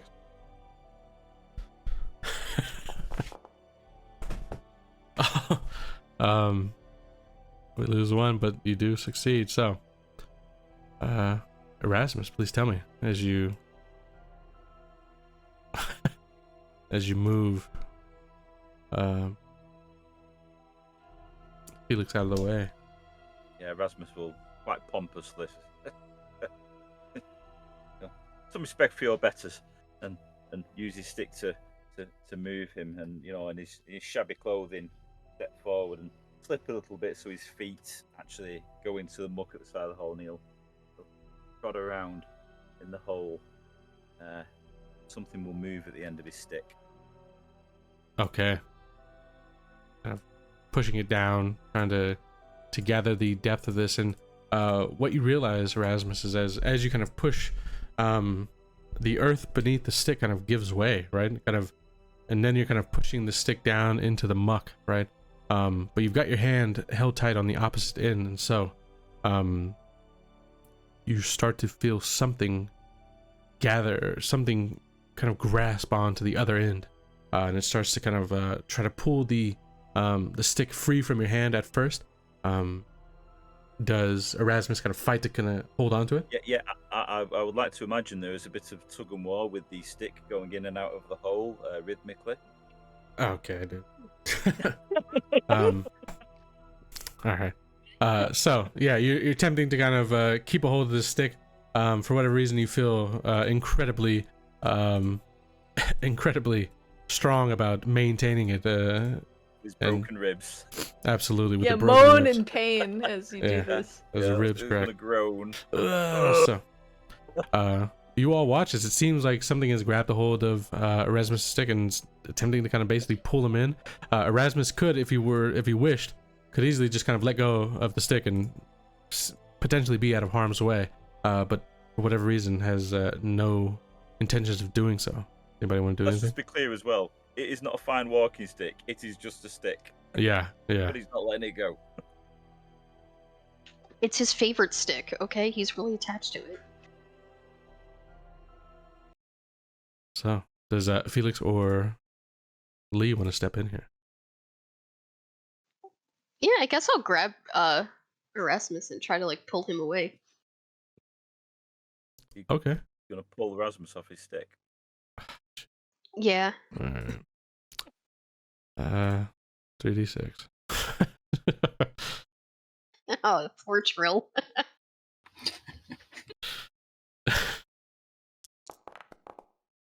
Wow. Mhm. So- you grip him around the waist. How do you help? Pull. Yeah. I'll give him the old reach around. And Erasmus will groan. The pain in his ribs. And I'll tug him. I'll tug him backwards towards me, even though Yeah. he's so rudely pushed me out of the way. Yeah. Like giving him a good tugging. Oh, yeah. Yeah, from the reach around. All right. So yeah, you reach down, you kind of grab, wrap your arms around his waist, and just, you know, for whatever reason in this moment, you just feel very, despite how rude Erasmus had been only moments prior. For whatever reason, you seem intent on just, and you're able to pull him back. And unfortunately, Erasmus, the stick kind of goes flying out of your hands, and the stick itself is kind of quickly yanked down, and you can hear the cracking of the wood as it splinters underneath the ground. And again, that same kind of effect starts to build up yet again. It seems like despite the respite that you all had for a few moments, as you're able to kind of pick up a few things and take a breather, unfortunately, it seems like Erasmus is the one to kind of reignite the chase as the ground starts to move and starts to kind of turn and kick back up, as whatever you thought you gotten away from now seems to be under your very feet yet again. So who hasn't rolled in a while? Dominic. Yeah. Oops. I want to. Let's see. So what's the situation? I'm still laughing about the dick stick. The dick stick, yeah. So what's happening is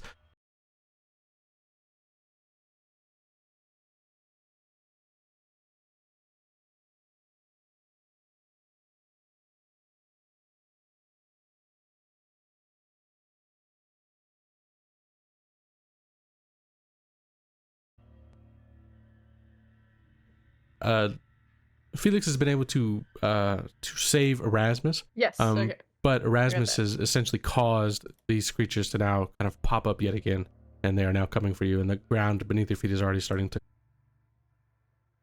Excellent. Then you said there was like a cart here, right? Yeah, absolutely. Okay. Dominic's going to yell and try and order everybody onto the cart, and he's going to like grab the ends of it and start running with it like the extremely well-defined muscular man he is, and Oh shit! carry everyone away. Dominic is turning himself into a horse. Nice. Yes. All right. Roll me a 3d6. All right. No. But I can burn my boast here because I think I'm strong enough to do this. Yeah, I was just gonna say. I'm incredible. I was just gonna say, if you wanted to, I'm gonna say that Dominic is certainly delusional enough to believe in his own greatness, and he remains delusional as this does not work because It would have been so funny if it worked, though. all right. So Yep. So we do lose. Yep. One of these. So let's go ahead and. Dominic shouts for everybody to get on board, grabs the ends of the cart where a mule or a horse would be hitched, lifts this cart with both his hands and sort of like goes "Argh!" as he starts to try and run, but he just runs in place as his feet just like slip on the muck and the cart begins to slip down. Yeah, the strength is there, but unfortunately the footing is just not. And the wheels, as the earth kind of starts to kind of move, you can already see them starting to slink down underneath. And so the brilliant idea to rush away using the wheels and the wagon itself unfortunately comes to a quick stop as you're unable to gain purchase with the ground underneath, and so you must start to rush away as you can. So we start with Dominic. If you could give us our first truth. Yeah.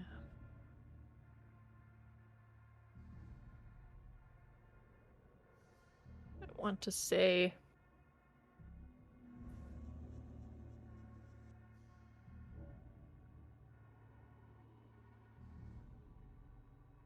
I'll be really quick here because I have to be right back. I think. Oh no, we're good. The injury sustained earlier, with whatever it was embedded in that wound. Mm-hmm. It's now developing into something. And Okay. It yearns to return to the rest of its kind. All right, and this is for Erasmus's one specifically? Yeah. All right. drawing them together. All right. So Erasmus wound develops. Perfect. Okay. Erasmus.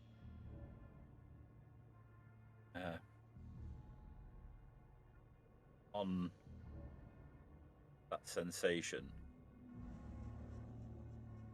all sound coming from the verge, the screaming, the panic, suddenly stops. Okay. Sound suddenly stop. Okay. I think for me, it'd be when Dominic attempted to lift that wagon. He unfortunately pulled something in his back. So Dominic has a strained back. Nice. I'm gonna play off of Beef's truth a little bit and Mhm. say that Erasmus's blood is starting to turn midnight blue. Erasmus's blood. Okay. And probably a little viscous. Yeah, absolutely. All right. Lee? It's only the holes that are near the city that are starting to show signs of movement. Hmm.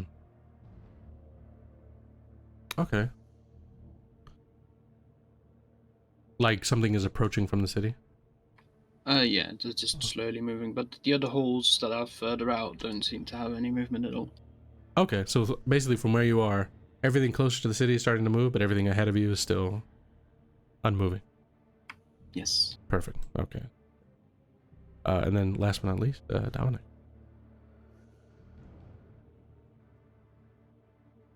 Yeah,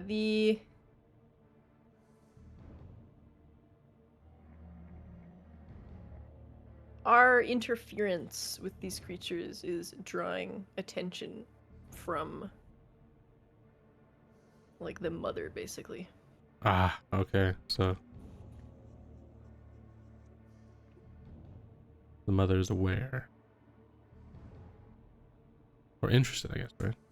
Yes. Doesn't like things that fight back. Perfect. Absolutely. So, all right. So you go again, kind of reset the stage, Dominic. You go to kind of lift up the wagon, and you're able to kind of get it up, and then you're able to, like, everybody jumps on, kind of quickly following in line with the order, and kind of, looking to kind of follow along with you. And as you start to just try to pull it, unfortunately, nothing grabs beneath your feet, and at the same time, I'm gonna say you feel like a pop, kind of, like something kind of lets go in your back, and that's enough for you to have to drop the other end quickly.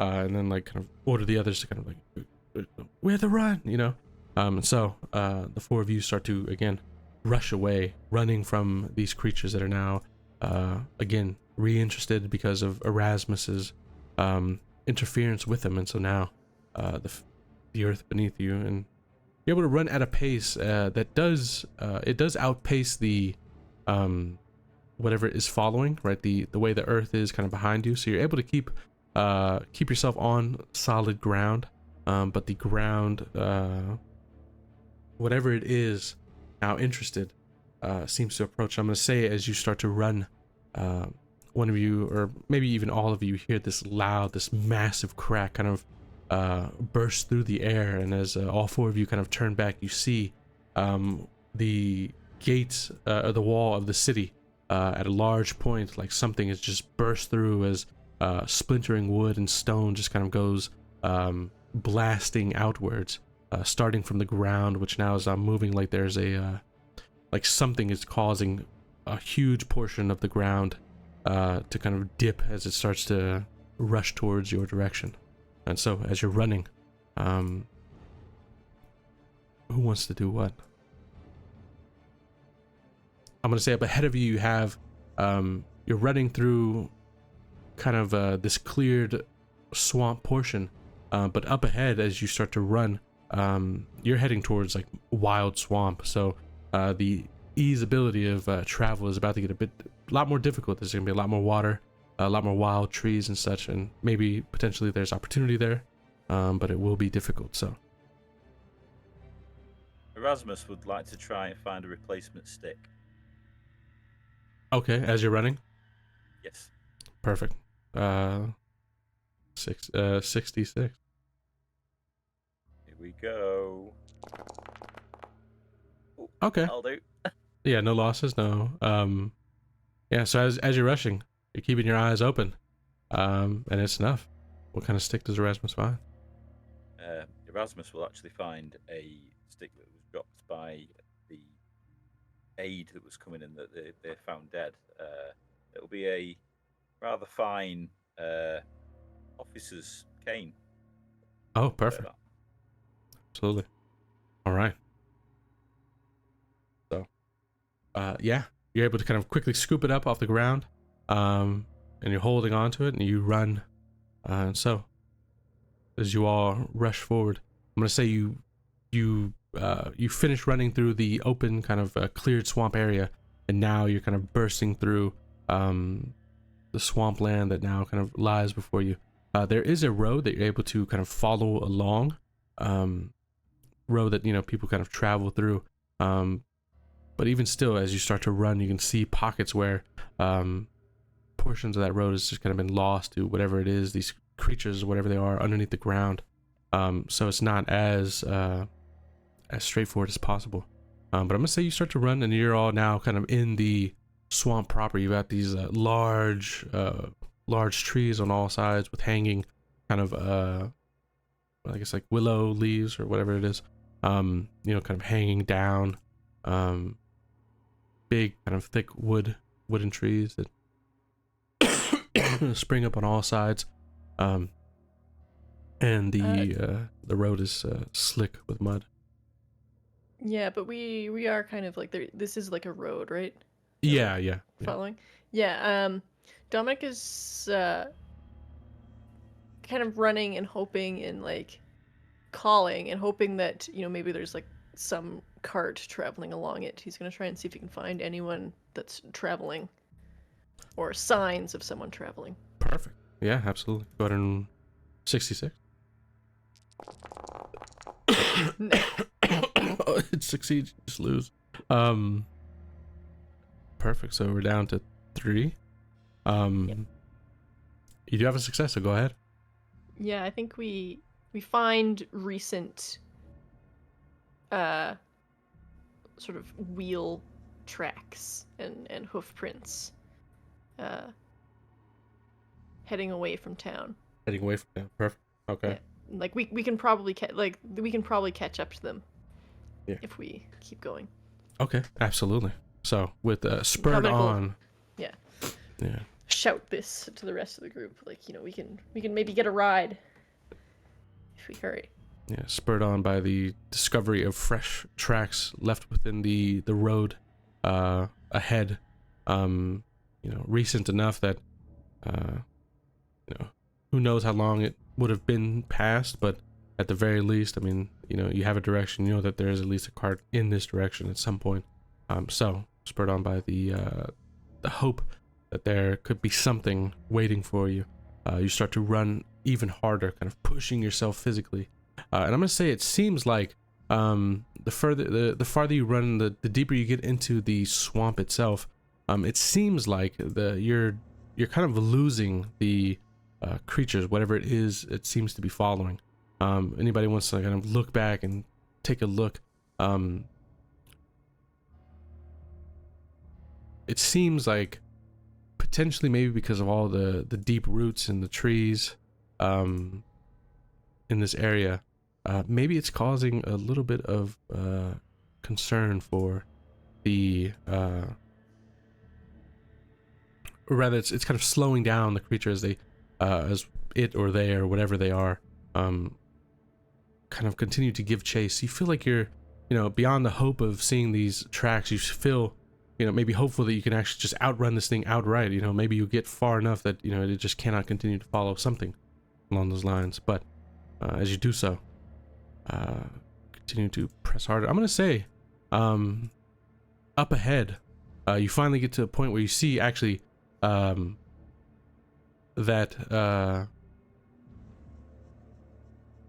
you actually see that cart, the wagon that you're chasing after, seems to have pulled off, and you can see the light of a fire.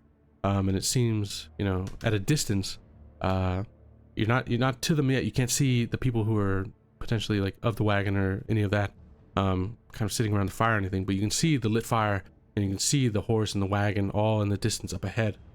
So who's doing what with this discovery? We'll say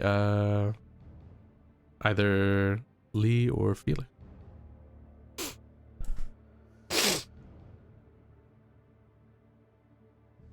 Go ahead, Lee.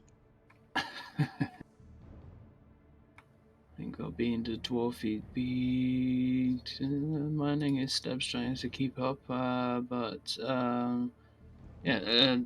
dividing his attention between looking back, making sure that we all stay together, and spotting the fire in the distance, and just pointing out as well, like, oh, there, over there, there's something. Okay, so you're kind of pointing it out. Yeah, like there it is. You know, there's the wagon. Yeah, if you could, 3d6.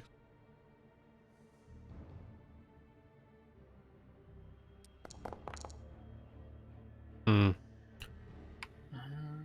2d6. I'm gonna burn the candle. Burn the candle. Okay. So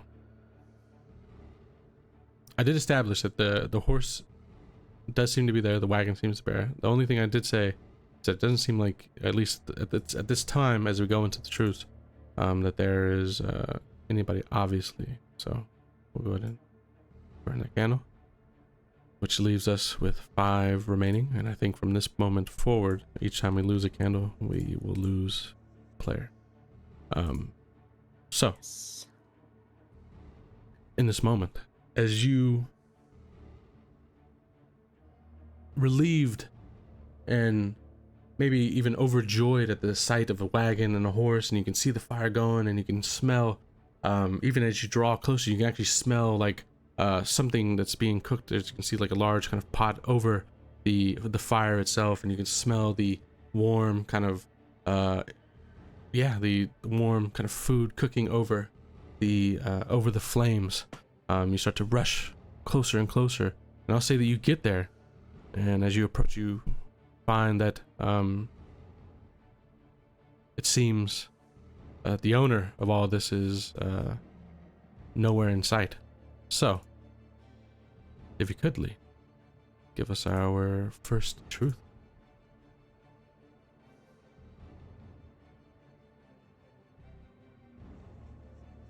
And since we have 5, it'll just be 1 each. So we'll just go down the line. Yeah.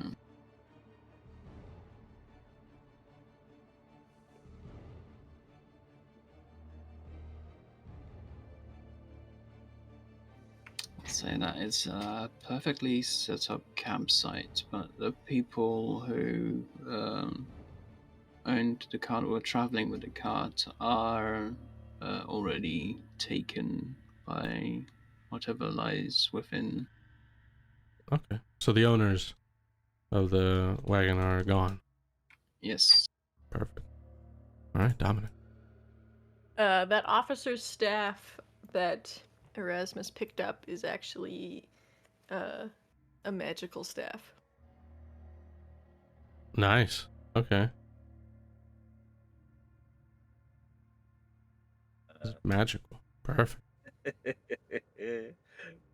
The from the direction of the village, I'm not sure if the group can see the village anymore, but from that direction, a natural light is growing.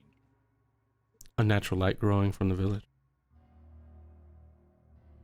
What color? It's shifting from white blue to it's sort of shifting in colour from white blue to red to orange and back again. Okay. Perfect. I'm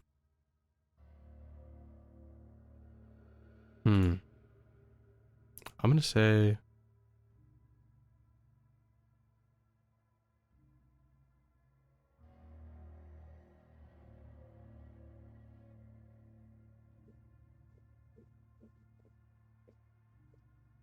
I'm gonna say you're able to get the horse back attached to the wagon, but it's not. I'm gonna say that the horse has a bum leg, so it's able to pull, but just not at like a top speed.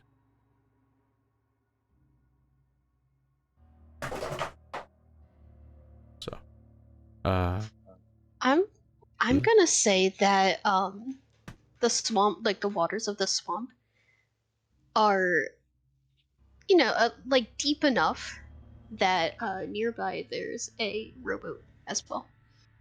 okay. Nearby, there is a rowboat. Water's deep enough to. Yeah, that we could travel in the rowboat if we wanted to. Absolutely.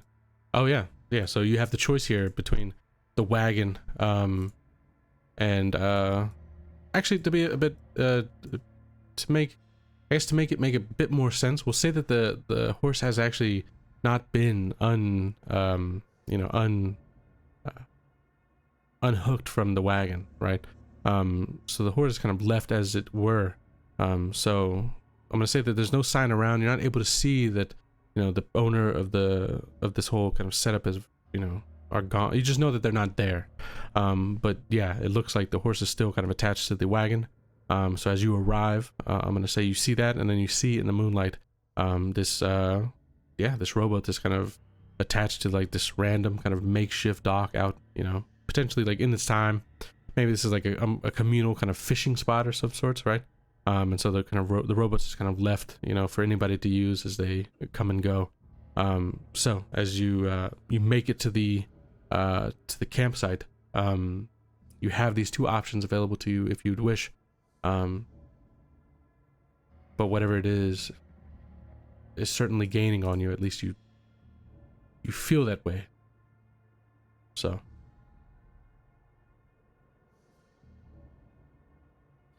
Who's doing what? You did say that there was something cooking on the fire? I did, yeah. Okay, Smells I think very nice. Lee's gonna have check that out, because that was his hope to have like a good hot meal, because it's been a long time, so he's gonna check out the fire for some hot food. Okay, so perfect. 5d6.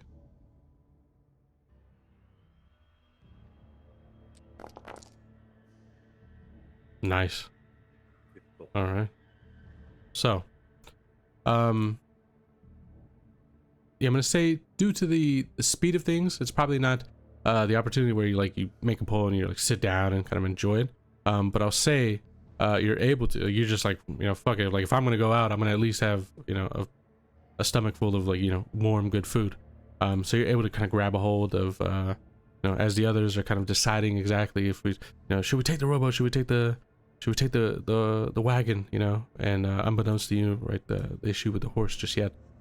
So as this kind of panicked argument is kind of spreading across the group as far as which way to go, you just take the moment and kind of seize it for what it is.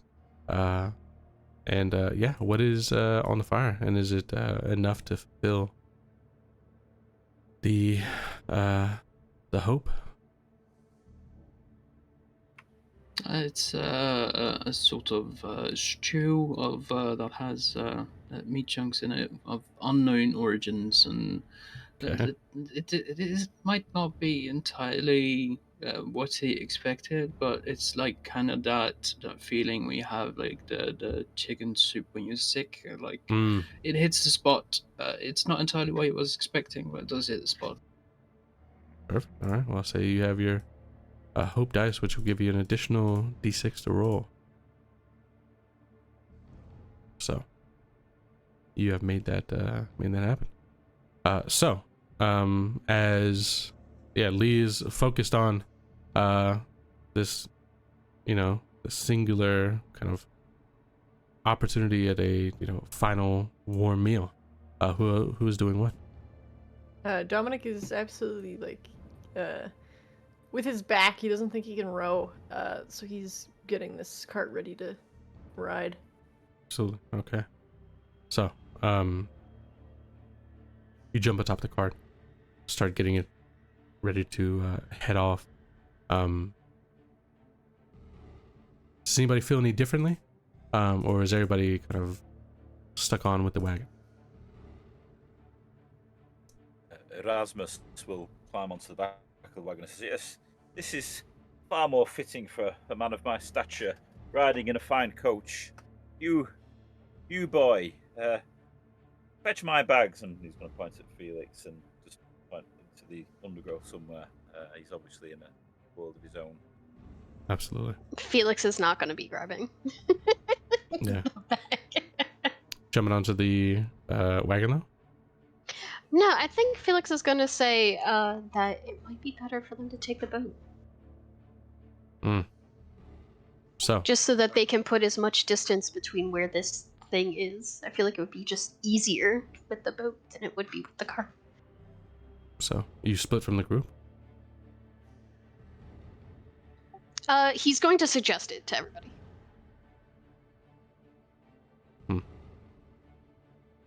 We'll say we have the.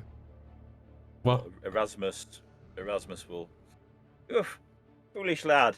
The damn things. It swam off in that swamp with my stick, my best stick. Damn it.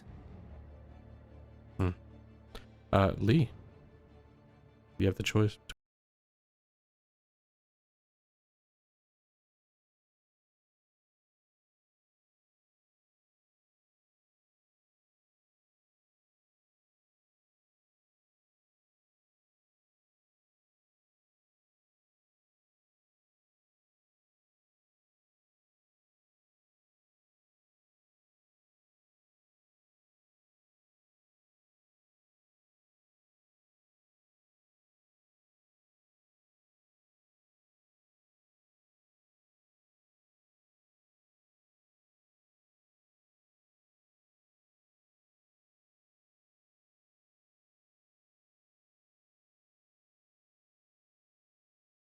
Fair enough. Okay. Yeah, so that moment of okay, so that moment of kind of confused panic is people aren't exactly sure which direction they need to go and what they should be able to. Yeah, you decide ultimately to make your way onto the wagon. And so I'm gonna have since you hopped on first and you started leading, Dominic, if you could roll a 5d6 here.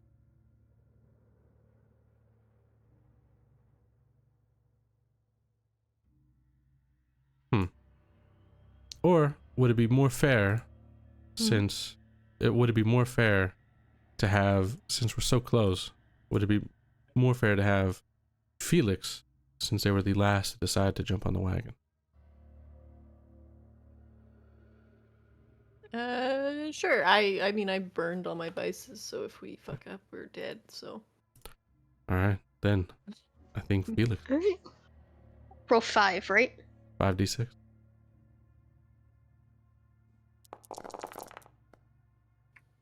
Okay. Damn. Lose 2, but still a success. So you're down Still to in 3. the game. Still in the game. So you jump on. I guess so the way this would work, you're able to successfully get onto the wagon and start to move. But what heightens the tension in this moment, Felix? I think that right next to the wagon there was one of the holes, and one of the tendrils started to reach out and tried to grab Felix as he was climbing onto the wagon. Okay, perfect. So the creature has caught up to us essentially. Yeah, absolutely. So the creature is caught up, is now underneath, and as this hole kind of exposes itself, kind of dropping down into the earth, kind of exposing that it was there this whole time. As it does so, a tendril kind of rips up out of the earth, starts to reach towards the wagon, just enough for the wagon to start to kind of go. So as this is happening, who's doing what? And I'm going to say you do have weapons at your disposal, such like that. So I'm going to say that the tendril is going after we'll say it's going after the horse itself even. And Yeah, you all know that if you lose that Dominic, horse... is like whipping this horse, like despite its leg, like, you know, screw it, like you better get going. Yeah. Okay. He's being just horrible to it. All right. So 3d6, unless somebody wants to interpose themselves with the tendril itself. Well, I was going to suggest Erasmus will see the tendril and he will lean over the cart to hit it with his unknowingly magic stick. Okay. 3d6.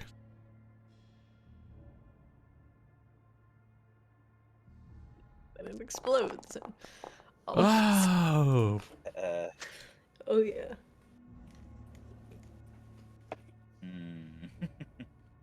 What is it? Is it? You still have thieving? Yeah. I'll say I'll give you this reroll specifically because, in a sense, you stole the staff in the first place, right? So, go ahead and roll 3d6. Let's see. Maybe you'll learn your lesson after finding out I was actually going to it's. suggest that he reached into his pocket as well and found something heavy that, you know, from the coal he stole earlier and threw that. Ah, okay, perfect. So we're going for 3 again, yeah? Yeah. Come on, 6. Yeah. Wow. Oh, no. Down to 2. Okay, so you reach over. Take narrative control or anything, Trill? I forget how that worked. Nice one. Uh, You've got a healthy dice pool to do it, Trill. So, I mean, yeah, I definitely could if I wanted to, but Yeah, he doesn't need to. I'm fine with allowing you this moment, just because it's so unlikely. All right, Erasmus, you smack. We'll say you lean out, you miss with the staff, but you find something in the pocket, and that's enough to kind of, it's heavy. It feels like it has some weight to it, and without even thinking, you kind of rip it out and you throw it. And what is that you throw? It's a quite a fine but bulky pocket lighter, which is silver plated. He throws it, and as he sees it strike and tumble away, he's like, shit. All right, I'll say as the silver hits onto the creature's tendril, there's going to be a very audible and obvious sound of like a burning, like a pan frying sound as the silver of the well-crafted lighter strikes this creature's skin. There's this obvious like hiss, like as the tendril rips itself back into the ground, pulling away, and that's just enough to give you the opportunity to lurch forward. As Dominic, you're kind of like you're beating this horse, you know, in such a violent way to get it moving, and despite the bum leg, it just kind of initially, you know, just lurches forward, and the whole wagon starts to move, and you start to roll, start to get on with movement. I'm gonna say though, the time spent kind of unsure about who's gonna go where, and if you're gonna take a rowboat, if you're gonna buy onto the wagon, is enough that as such that the ground behind you starts to spill away down into this obvious ditch, as the creature, the large creature that splintered through the wall, is now certainly hot, like right on your tail, as it starts to kind of catch up the ground. It's moving at a faster speed than the wagon is currently, as it starts to kind of get up to speed, as the horse kind of takes a few seconds just to get there. So the ground is kind of spilling away at the back wheels of the wagon. As it does so, I'm gonna say that you're up front with the horse. So all the people in the back, I think it makes the most sense at this point to go randomized on who has to roll, seeing as how the numbers are so low opportunity. So I'm willing to do it. You're willing to do it? Okay. So so the three of you in the back, Lee, Felix, and Erasmus, kind of sitting in the back of the wagon, because we got Dominic up front kind of messing with the horse. The ground is spilling away from behind, so for a moment the wheels lose traction of the earth as it kind of spills away, and that's enough to kind of just cause the wagon to kind of lurch back momentarily, potentially sending somebody over the edge. So if you could, Lee. 2d6 to hold on. I'll roll 3d6 with the hope. Oh yeah, 3d6 with the hope, indeed. Come on. Okay. Yeah, I'm gonna. Unless you can use that non-violent. Lust. You Lust. still, No, or the lustful as energy. the cart gets moving and tumbling, it starts like everyone gets shook up in the cart as well, and like a The leg feet lands raise next. into the air. Yeah, like a leg lands right next to him, and he's like, "I have to give this. This has to work." Trying to burn the lustful. The Grab the vibrations. The foot is right in front of your face. Oh my god.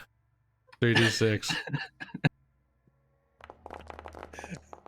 Ah, This kills him. It kills him. So, you We're see so the foot. disgusted we throw him overboard. Yeah. What the fuck? He's looking at my foot. And fucking just somebody kicks him off. All right. So we lose one more candle, and Lee, despite the vibrations and the sudden and the seeing of the the seeing of the foot, The ankle. yeah, the angle, it's enough to distract you from holding on tight to the wagon, and as such, you've had the final meal, the warm meal, and maybe that too was in a way enough, and you lose your hoodie, you lose your grip onto the edge of the wagon, and you dip down. The wagon comes back up as it kind of finds earth yet again underneath it, and it slams you kind of into it, and then you just go tumbling and kind of roll over the edge down, and as you kind of slam against the ground, there's only but a moment to look up and kind of see the wagon pulling away in the distance up ahead of you before the earth itself covers you, and unfortunately you're not given the opportunity of a smothered or crushed death as you feel the many razor sharp teeth wrap around you, and in a moment you are unmade entirely. And that is the end of Lee without even a scream. So, Different kind of scream. yeah. Just a satisfied grunt. So, A gentle moan as he disappears. So, Lee, I think typically when you're dead, you don't have the opportunity to offer a truth, but we haven't been playing that way, so go ahead, since it was your final, since you stepped up, despite very low chances of succeeding that. Go ahead and give us our first truth. I think it was the.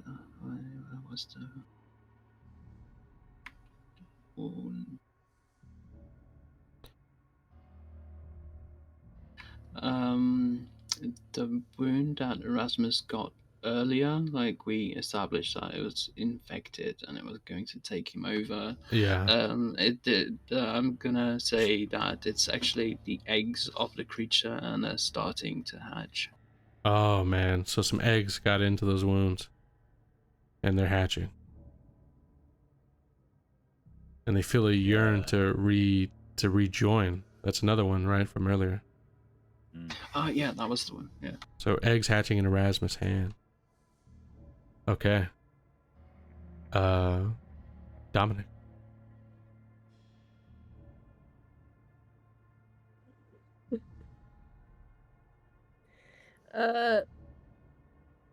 While Erasmus missed with the staff earlier, he has unknowingly set off a timed spell. Okay. The staff has a time spell. You want to decide what that is? I'll leave that for someone else's truth if they want to. Okay. Erasmus. You have an opportunity to decide exactly what kind of spell Erasmus, the village idiot, has. Fireball. You know what? That was in my head. Yeah. Me too, No, really, no. but No. That's 2 on the nose. Mhm.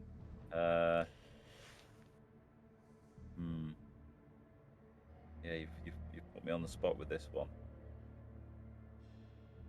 You can pass it off. You don't have to hold on to it. No, I've got it. The timed spell is what's the phrase? Raise undead. You know, you basically raise. What is it when there's a corpse and you can. Yeah. Wow. Oh, okay. do I get to come back? With Yes. with a radius. Wow. So the spell as a time spell is raise undead. Okay. Do we want to decide how long that's going to take to cast, or is this just like a? I think we'll save it, maybe. Yeah, maybe that's like a future. Maybe it's like a we'll see in a campaign down the line sort of deal. Maybe. Or we can see it happen now. It's just up to you. I was actually going to suggest it was on the next candle. Next candle. Okay. All right. Next candle. It sets off. Okay. The last is for me. So.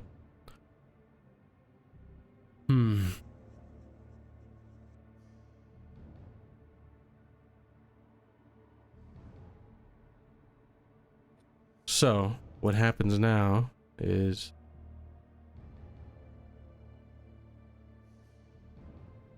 I'm gonna say there are people on the road ahead. That'll be my truth. So we jump back in.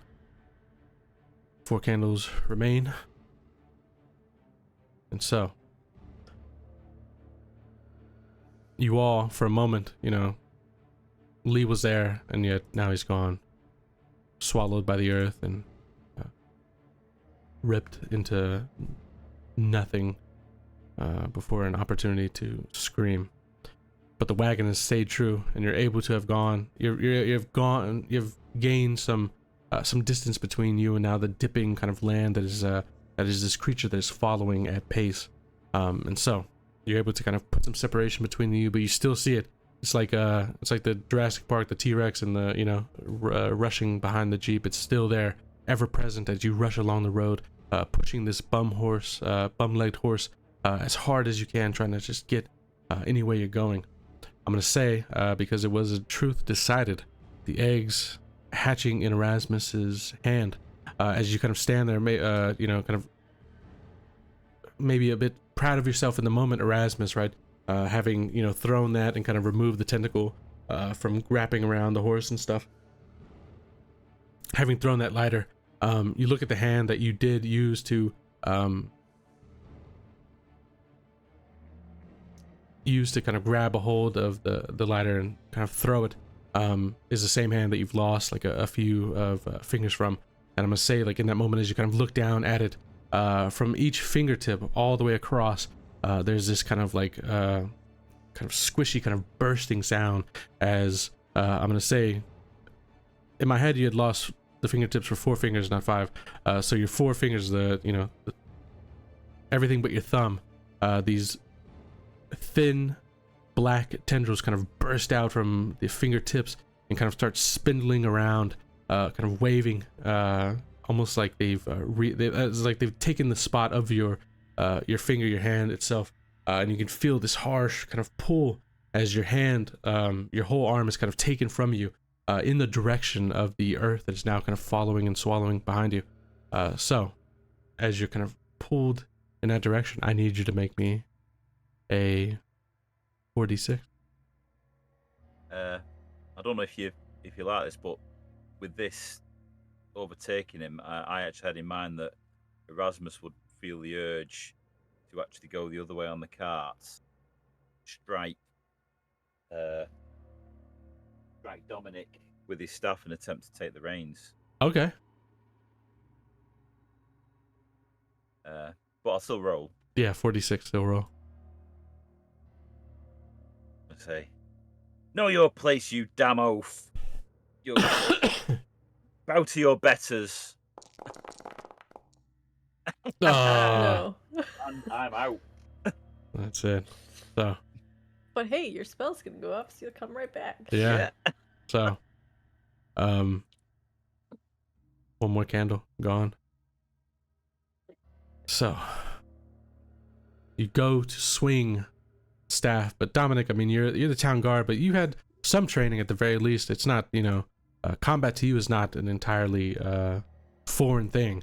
And you hear the sound of the bursting kind of finger tendrils as it comes out of Erasmus's hand. And so you kind of look back and you see Erasmus kind of standing up and trying to take the staff and kind of look to bash you with it. And it's enough for you to kind of get out of the way. How does Dominic kind of, do you throw Erasmus from the cart? No, I feel like I try and wrench the staff from his hand, kinda, as he swings it at me, and I smash him back with it, but I go right into where his cracked ribs were from earlier, and it Okay. like pierces his lungs, and he starts choking to death on his own blood, Oh, perfect. So like an accident. yeah, absolutely. Okay. Yeah. So you take Erasmus. You go to swing, and Dominic is a large, powerful town guard. Country fed, right? So Dominic, you just snatch the staff away. You kind of bash him quickly. Trying to just get down, right? Like stop him from his insane acts. And you bash into his chest, down by his ribs, and yeah, it's enough to cause some movement there. The ribs themselves, the broken ribs, kind of pierce through the lungs, and in but a moment, you start coughing, Erasmus, and you're trying to stand on this like moving cart, so it's a bit difficult, and quickly enough, you kind of cough up, and a good chunk of this midnight blue blood kind of comes spurting out of your mouth, and kind of seeing that, and the fact that your lungs have kind of been filled up with this thick, viscous kind of blue blood, you kind of collapse, and you're laying in the back of the wagon, and your hand, the tendrils on your fingertips are, despite you now kind of unable to fight or pull yourself in any direction, you essentially dead and lost. The tendrils in your fingers never stop trying to pull you off the wagon in the direction of the chasing larger creature. And there's no intention, nobody throws him off, but within a few seconds of riding, despite having seen Erasmus go down and die, his body eventually tilts off the back of the wagon, pulled by the tendrils within his fingers, slams into the ground with a thud, and all that remains is Dominic and Felix. We're back. Felix. Well. Oh wait, sorry. Burn the candle out. We have to, we burn the candle, so we have to do truths. And so, since we've been letting people start, one final truth, Erasmus. While all this is happening, the cart had moved on a little, Mhm. and the cart is on a part of the road where the closest element of dry ground in the swamp is, which is where the town people have a graveyard set up either side of the road, which is where stuff goes on. Okay.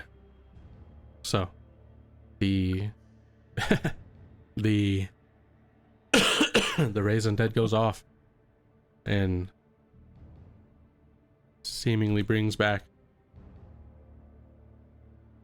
those from the town cemetery. But they're underground. Yeah, but So they're- they're alive Yeah. underground. And poor Erasmus.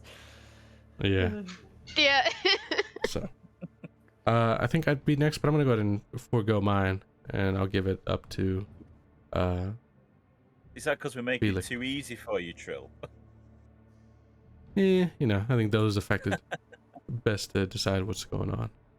Well, So. I'll mute. Wow, thanks. All right, Felix. And then up next, final will be Dominic.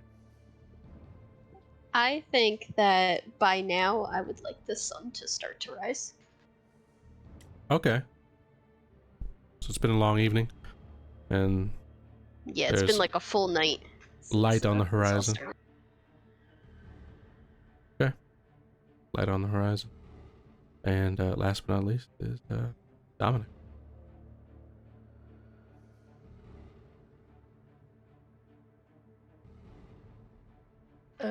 Yeah, I want to say... No, I'm here. I want to say that some of the blood landed on Dominic, and Ooh. so... Stinging Ooh, thing. acidy. Yes, Yeah. acidity on his left shoulder, let's say, so his whole arm's gonna fall off in the next little bit. Left shoulder. Okay. Oh yeah, did my fingers fall off? Yeah, they Yeah, at this probably point. fell off too. Yeah, at this point, they're gone. Definitely, yeah. I'll say Dominic. I think you've earned the. It's maybe not intended, but But I saved someone's life I think you by saved someone's resurrecting life. them. Yeah. I think you're, in a sense, you're a hero because you stopped Erasmus from essentially killing all of you, right? So you essentially saved Felix. Before it may not have counted as saving his life, like getting him up from the floor, right? But now, I mean, it feels. So I'll say that you've gotten your hope, and so future rolls will be with an additional d6. And so.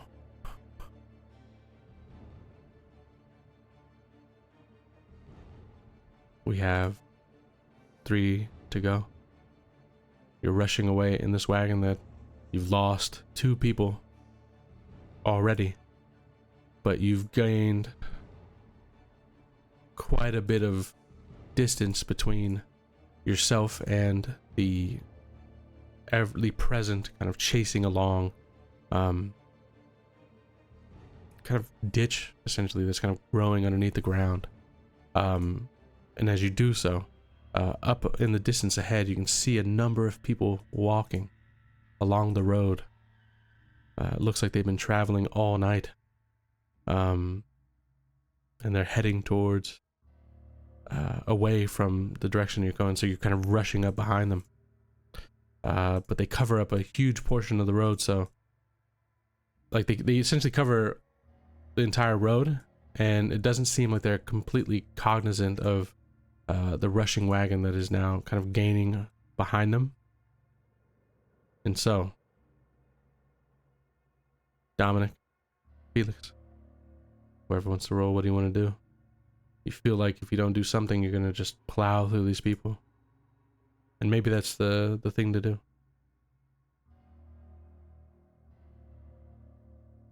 I don't think that's very Dominic-like. I think we should yell at them to, like, get out the way and run and all that. Okay. So. Yep. 3d6. For Felix.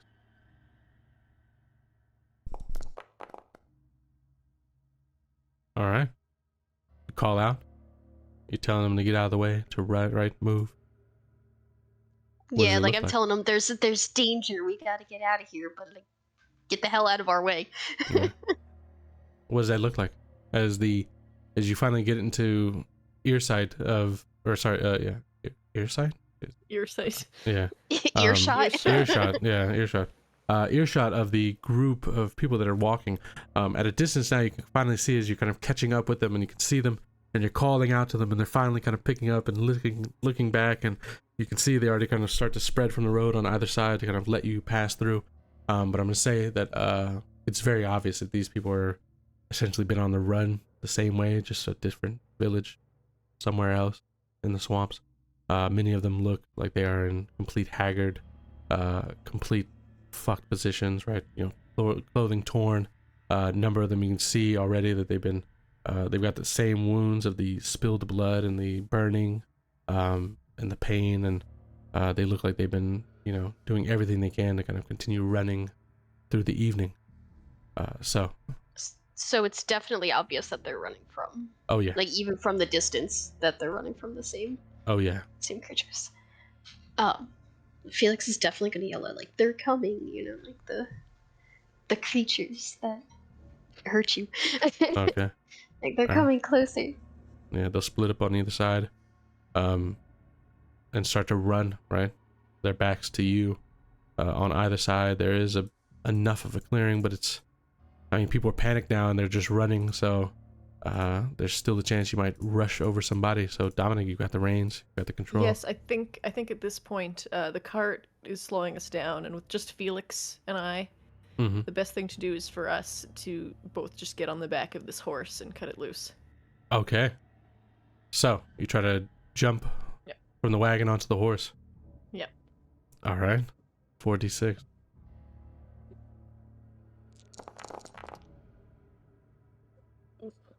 You've already done everything, right?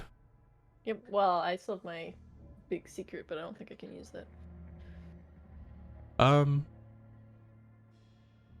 You dealt in illegal contraband. Mm-hmm. I think that Well, gives you. Illegal horse stealing. Yeah. Also, Yeah, you know what? yeah. I deal with horse drugs. I run an illegal racing ring where we inject them with drugs. And so I'm gonna pull one out of my pocket and just Trank the horse. That is actually how I have my muscles, because I use them on myself. Oh my god. Okay. Perfect. And it works, and he loses. Oh shit. All right. A horse. Holy fuck.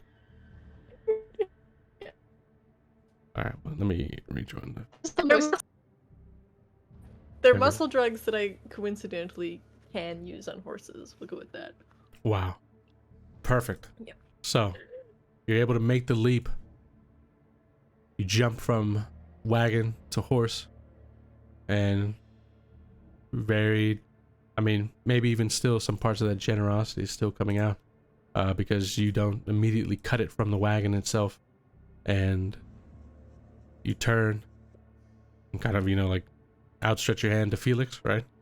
Offering them the opportunity to jump from the wagon, because it's slow at this point and you have to get on the horse. So, Felix. 2d6. Yeah, I'm gonna try and reach out to grab onto Dominic's hand. Hoping we could ride off into the sunset romantically. Oof. So, just as the sun is starting to come, we have to lose one more candle. And so, Felix, with everything. Oh, you know what? This. Oh yeah. Sorry, you do have erudite. You still have. Still have 2. Yeah. Right? You still have that, and the worst thing ever, which is torturing animals, which could potentially come into play here. Healing cats. Yeah, I think you have to use your virtue first. Yeah. Yeah, I think The so. breaking But has I mean, to you be the can use last one. both. Yeah. You can use both. I mean, I have been learning this whole time about Yeah. a lot of things. Yeah. Let's bring that candle back. All right. So, yeah. One last try. You reach out, and we'll say at this point the fingers are falling off, right? Yeah, and maybe I can I burn both of them at the same time? It has to be one and then the other, I'll say. So let's try one and then push to your absolute limit. Yep. You lose one, so No. I'll give you the shot. I'll give you the shot. You have one dice to roll here. This has to be 6. Yeah, because I was thinking, because he could hop onto the horse and like smack it to try and get it to run faster. Yeah. Like, stab it. Yeah, stab Oh it. my I'll be- God. Oh my god. There we go. So, yet to lose, just yet, but down to 1 die. So, those of you who have your hope, 2d6. The rest is just 1 dice. All right. You reach out, and initially, as you grab a hold of Dominic's hand, your fingers go right down to just nothing but the palm of that hand as you reach out. And initially, it's almost like you're about to slip, you're about to fall, you're about to not make this jump from the wagon to the back of the horse. But something in you just reaffirm yourself, and then you just kind of throw yourself forward. And it's enough. A sudden burst of confidence. Yeah. You reach out with the other hand, the one that unaffected with the hands, the fingers, and so you're able to grab a hold of the, we'll say like the horse's reins that are still attached to the wagon itself, and you're able to kind of grab a hold, and you're just out of, you're kind of hanging off the side of the horse. Thankfully you're not like being kicked or anything, but you're able to pull yourself up and finally kind of get onto the back of this horse. And just as that moment hits,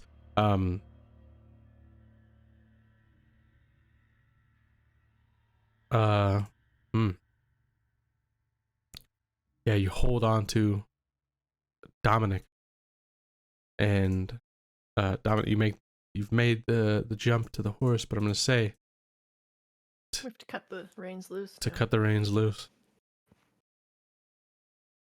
His both of you. shoulder kind of Yeah. pulling apart now. But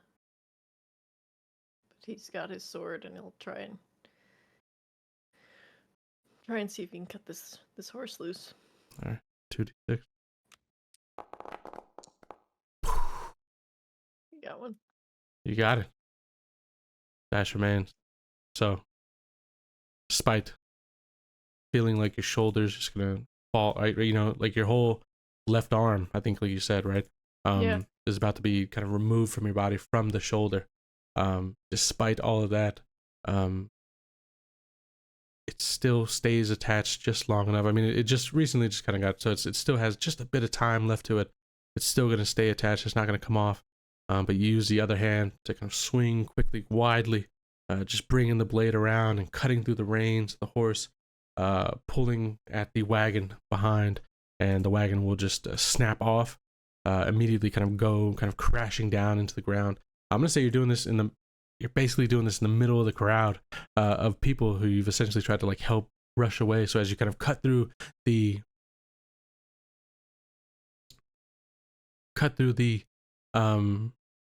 reins of the horse, the cart does slam into the ground and then roll over, slamming into a number of these survivors who are all kind of looking to rush away as well. And yeah, you can hear the sound as people are gonna get hit, kind of go falling to the ground. A few people even stop and like consider going back for people that they obviously know. They have to have known them. They probably lived around these people. I mean, they're familiar with each other. You can hear some people even kind of calling out like, "Don't leave me."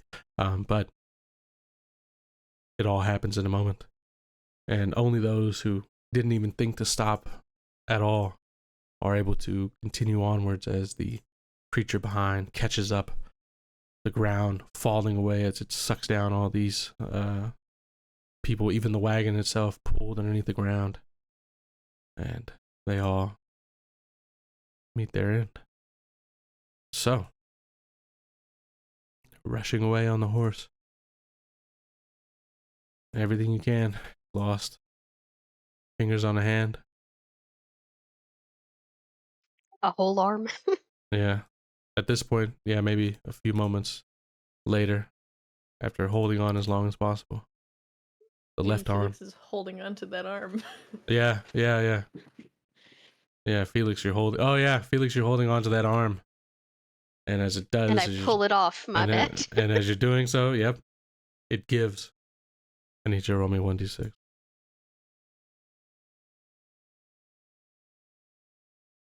Thanks, Beef. There we go. So,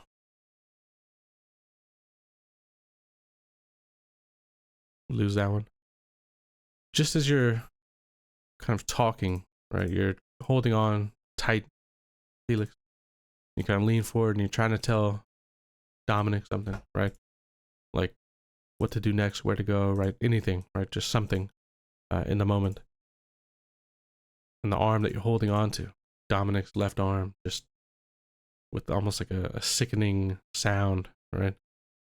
It's pulled away from the shoulder, and that's enough to cause you to tilt back. And Dominic, before you can even register what's happening, your arm is gone, and the arm that was around, that, we'll say like that shoulder and then around the waist just kind of slips away. And before you know it, Felix is tumbled off the back of the horse, slammed into the ground. Enough time to kind of knock the wind out of you as you lay there, kind of looking up as finally the vestiges of light from the sun kind of break over the horizon and kind of wash over you. A final moment of warmth as the sun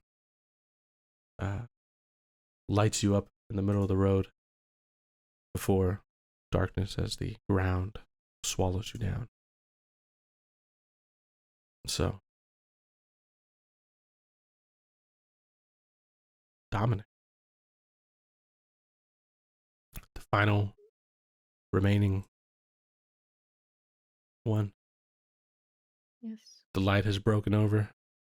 It floods everything in front of you. Do we still do our truths? Yeah. And I think we'll start with, Milk. yeah, because we've been doing that. So, Felix give one, and then Dominic will be the last. I'm gonna say that the deaths caused by these creatures is not a fast one. That's right. All right. Dominic. The horse's leg is about to give out, and it's just going to collapse and drown in the mud. Okay. All right. So,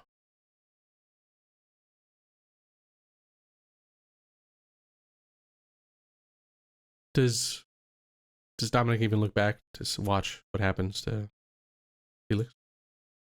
No, No. you gotta keep going. Yeah. There's no point. Head forward. Continue pressing on. Everything you can. Focus. Lost an arm. You've lost a number of people you grew up around, right? Person who maybe in I'm your supposed youth. to protect them. Yeah. And the horse is panting. But, for you in the moment, you just think it's a tired horse, which of course it's going to be, but it just has to keep going. Just has to keep going. There has to reach a point where this thing will stop chasing. Right? Maybe even a fleeting moment of hope that the sun might have been enough. And yet still, don't call a stop to the horse. And before long, that panting gives way as you hear a loud crack as the bum leg it was running on is now given to the weight, and you can hear the snap of the bone as the horse tilts forward, slamming into the ground, throwing you forward off of it. I think one final roll. And we may have a surprise ending. I don't know. Let's see. How many candles are left? Two? It'd be 2, so it'd be So 3. 3d6 for you. Holy shit. I'm still going. Dude, I think at this point, despite the intentions of the game, I think one ending might be a bit better than the other. So, I think. You have control here. Go ahead. Yeah, I think I tumble off the horse as it finally gives out. But I still have some of that illicit substance that I've been distributing. Yeah. And I just shoot up one last time to give me like that adrenaline boost to get through the pain of my shoulder dissolving and my arm lost, and I just run blindly through the woods.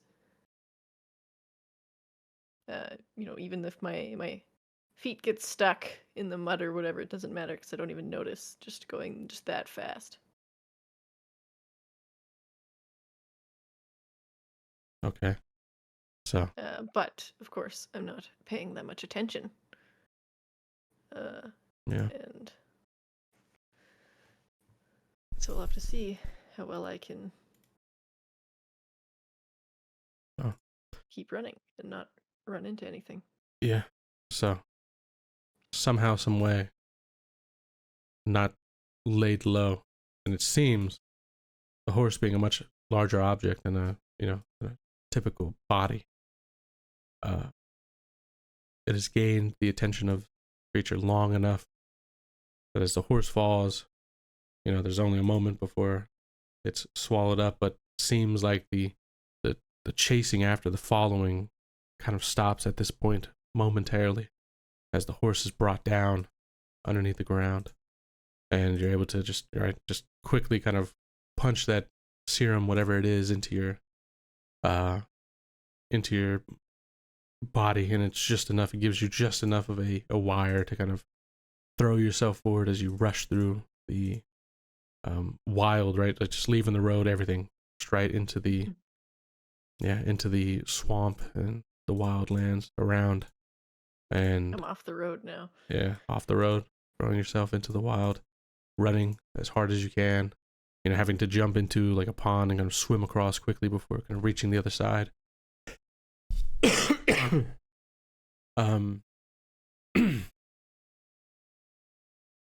I guess another 86 here.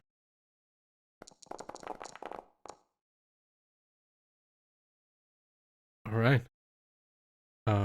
Beating away any of the tendrils that kind of are trying to grab at me, slicing them off with my sword, as more of that blood kind of spews and lands over me, but I'm still going. Still going. All right. So, I think at this point, I think we can decide. And I'll leave it to you because you made the rolls happen. Horrifically scarred, and gonna be losing something with this blood that's kind of spraying on. You tell me, does Dominic, against all odds, make it in such a form that is just beyond maybe even a life that would be enjoyable to live the rest of? Or does Dominic eventually just kind of succumb to the blood and having cut through the tendrils and continue to press forward regardless of everything? I think he keeps running until these swamps of Calor are the center of the continent is quite mountainous, and eventually there's nothing but a rock face to climb up. And while we're far from the creature's center of origin, he fights back, slashing them off as the blood splatters and more of his body parts start succumbing to this poison. But we've gained the mother's attention, and by defeating so many of its children, she comes for him. Okay. So, a large pit opening up below. Yeah. So we'll say that the smaller ones, even the larger of the small ones, despite their best efforts, aren't able to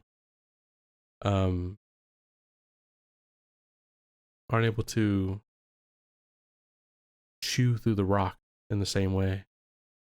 And so in the end, it takes the large one finally arriving, and we'll say even, probably Dominic sees it, right, approach, and having lost an arm and just at a point in the sheer rock face, unable to kind of climb any further. Just hopes for a moment that maybe the rock will be enough, right? And stand there, kind of fighting off a few that have been able to kind of burst through just a bit and kind of reach out. But until, like you said, the large mother arrives and the rock beneath Dominic's feet just kind of goes eventually before brought down, pulled underneath the last stand of let's say like a valiant effort to fight regardless. And then Dominic is pulled through. Several hours of suffering follow as Yeah. his body's painfully, slowly dissolved Yeah. So in the bowels of the world. there we go. So You thank make all it for sound like we playing, were all kind of like dragged to hell. in a sense. So And everyone lived happily ever after. yeah, Yay! thank you all for playing. That was some good shit. Despite the speedrun nature, I think that one actually went a bit longer than the Wednesdays. So Yeah, like in the end. yeah, it's like we got to too many good rolls in the end. Yeah, I know. I was like, I can't keep succeeding these.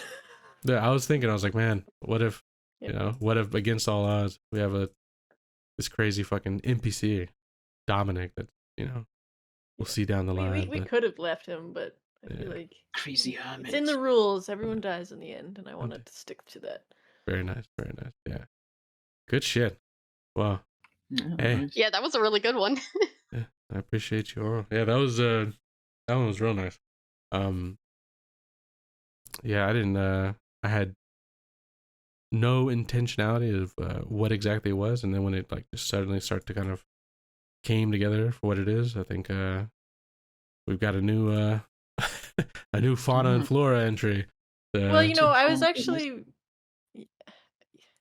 Go ahead. there's some conflicting lore here a little bit, but I was almost thinking that it could have come from like the same thing, like the Hungering Star. Yeah. I was know, thinking that too. Yeah. It's sort of come from The there. the asteroid. Yeah. Yeah. So maybe those holes being there for a long time is more like a few months. Yeah. Maybe like the Yeah. last few months. Maybe they just like Yeah. been there, but it's like they're really revealing themselves. Yeah. Well, so that that's lined up with the livestock going missing, didn't it? So that does line up with the hungry. yeah, Yeah. exactly. So yeah, Good that's where it's from, really. Good shit, man. Well, hey. Thank you all. I'm gonna go ahead and sign on the stream and everything, so give me just a few moments. But that was fucking great. Appreciate you all playing. I'll be Thank back you. in just a sec. Killed off another of my classical characters. Great. All right. So thank you all for hanging out. Hope you enjoyed. That was the second and probably last of our 10 candle one shots for a little bit. Appreciate you all watching. Hope you enjoyed. If you'd like to get involved, like to play in a game like this in the future, you have an opportunity to join in one of the one shots or join in one of my longer term games. The place to be is in the Discord, as that is where I reach out to first whenever I'm doing any kind of recruiting for any of these games, long-term games or one-shots, what have you. But in any case, hope you enjoyed. Hope you all have a good day or good evening, depending on where you are in the world. And maybe we'll see you next time. We'll be back this Sunday to continue the Sunday campaign. So, thank you all. Hope you have a good day, good evening, depending on where you are in the world. And maybe we'll see you next time. If not, we'll see you when we see you.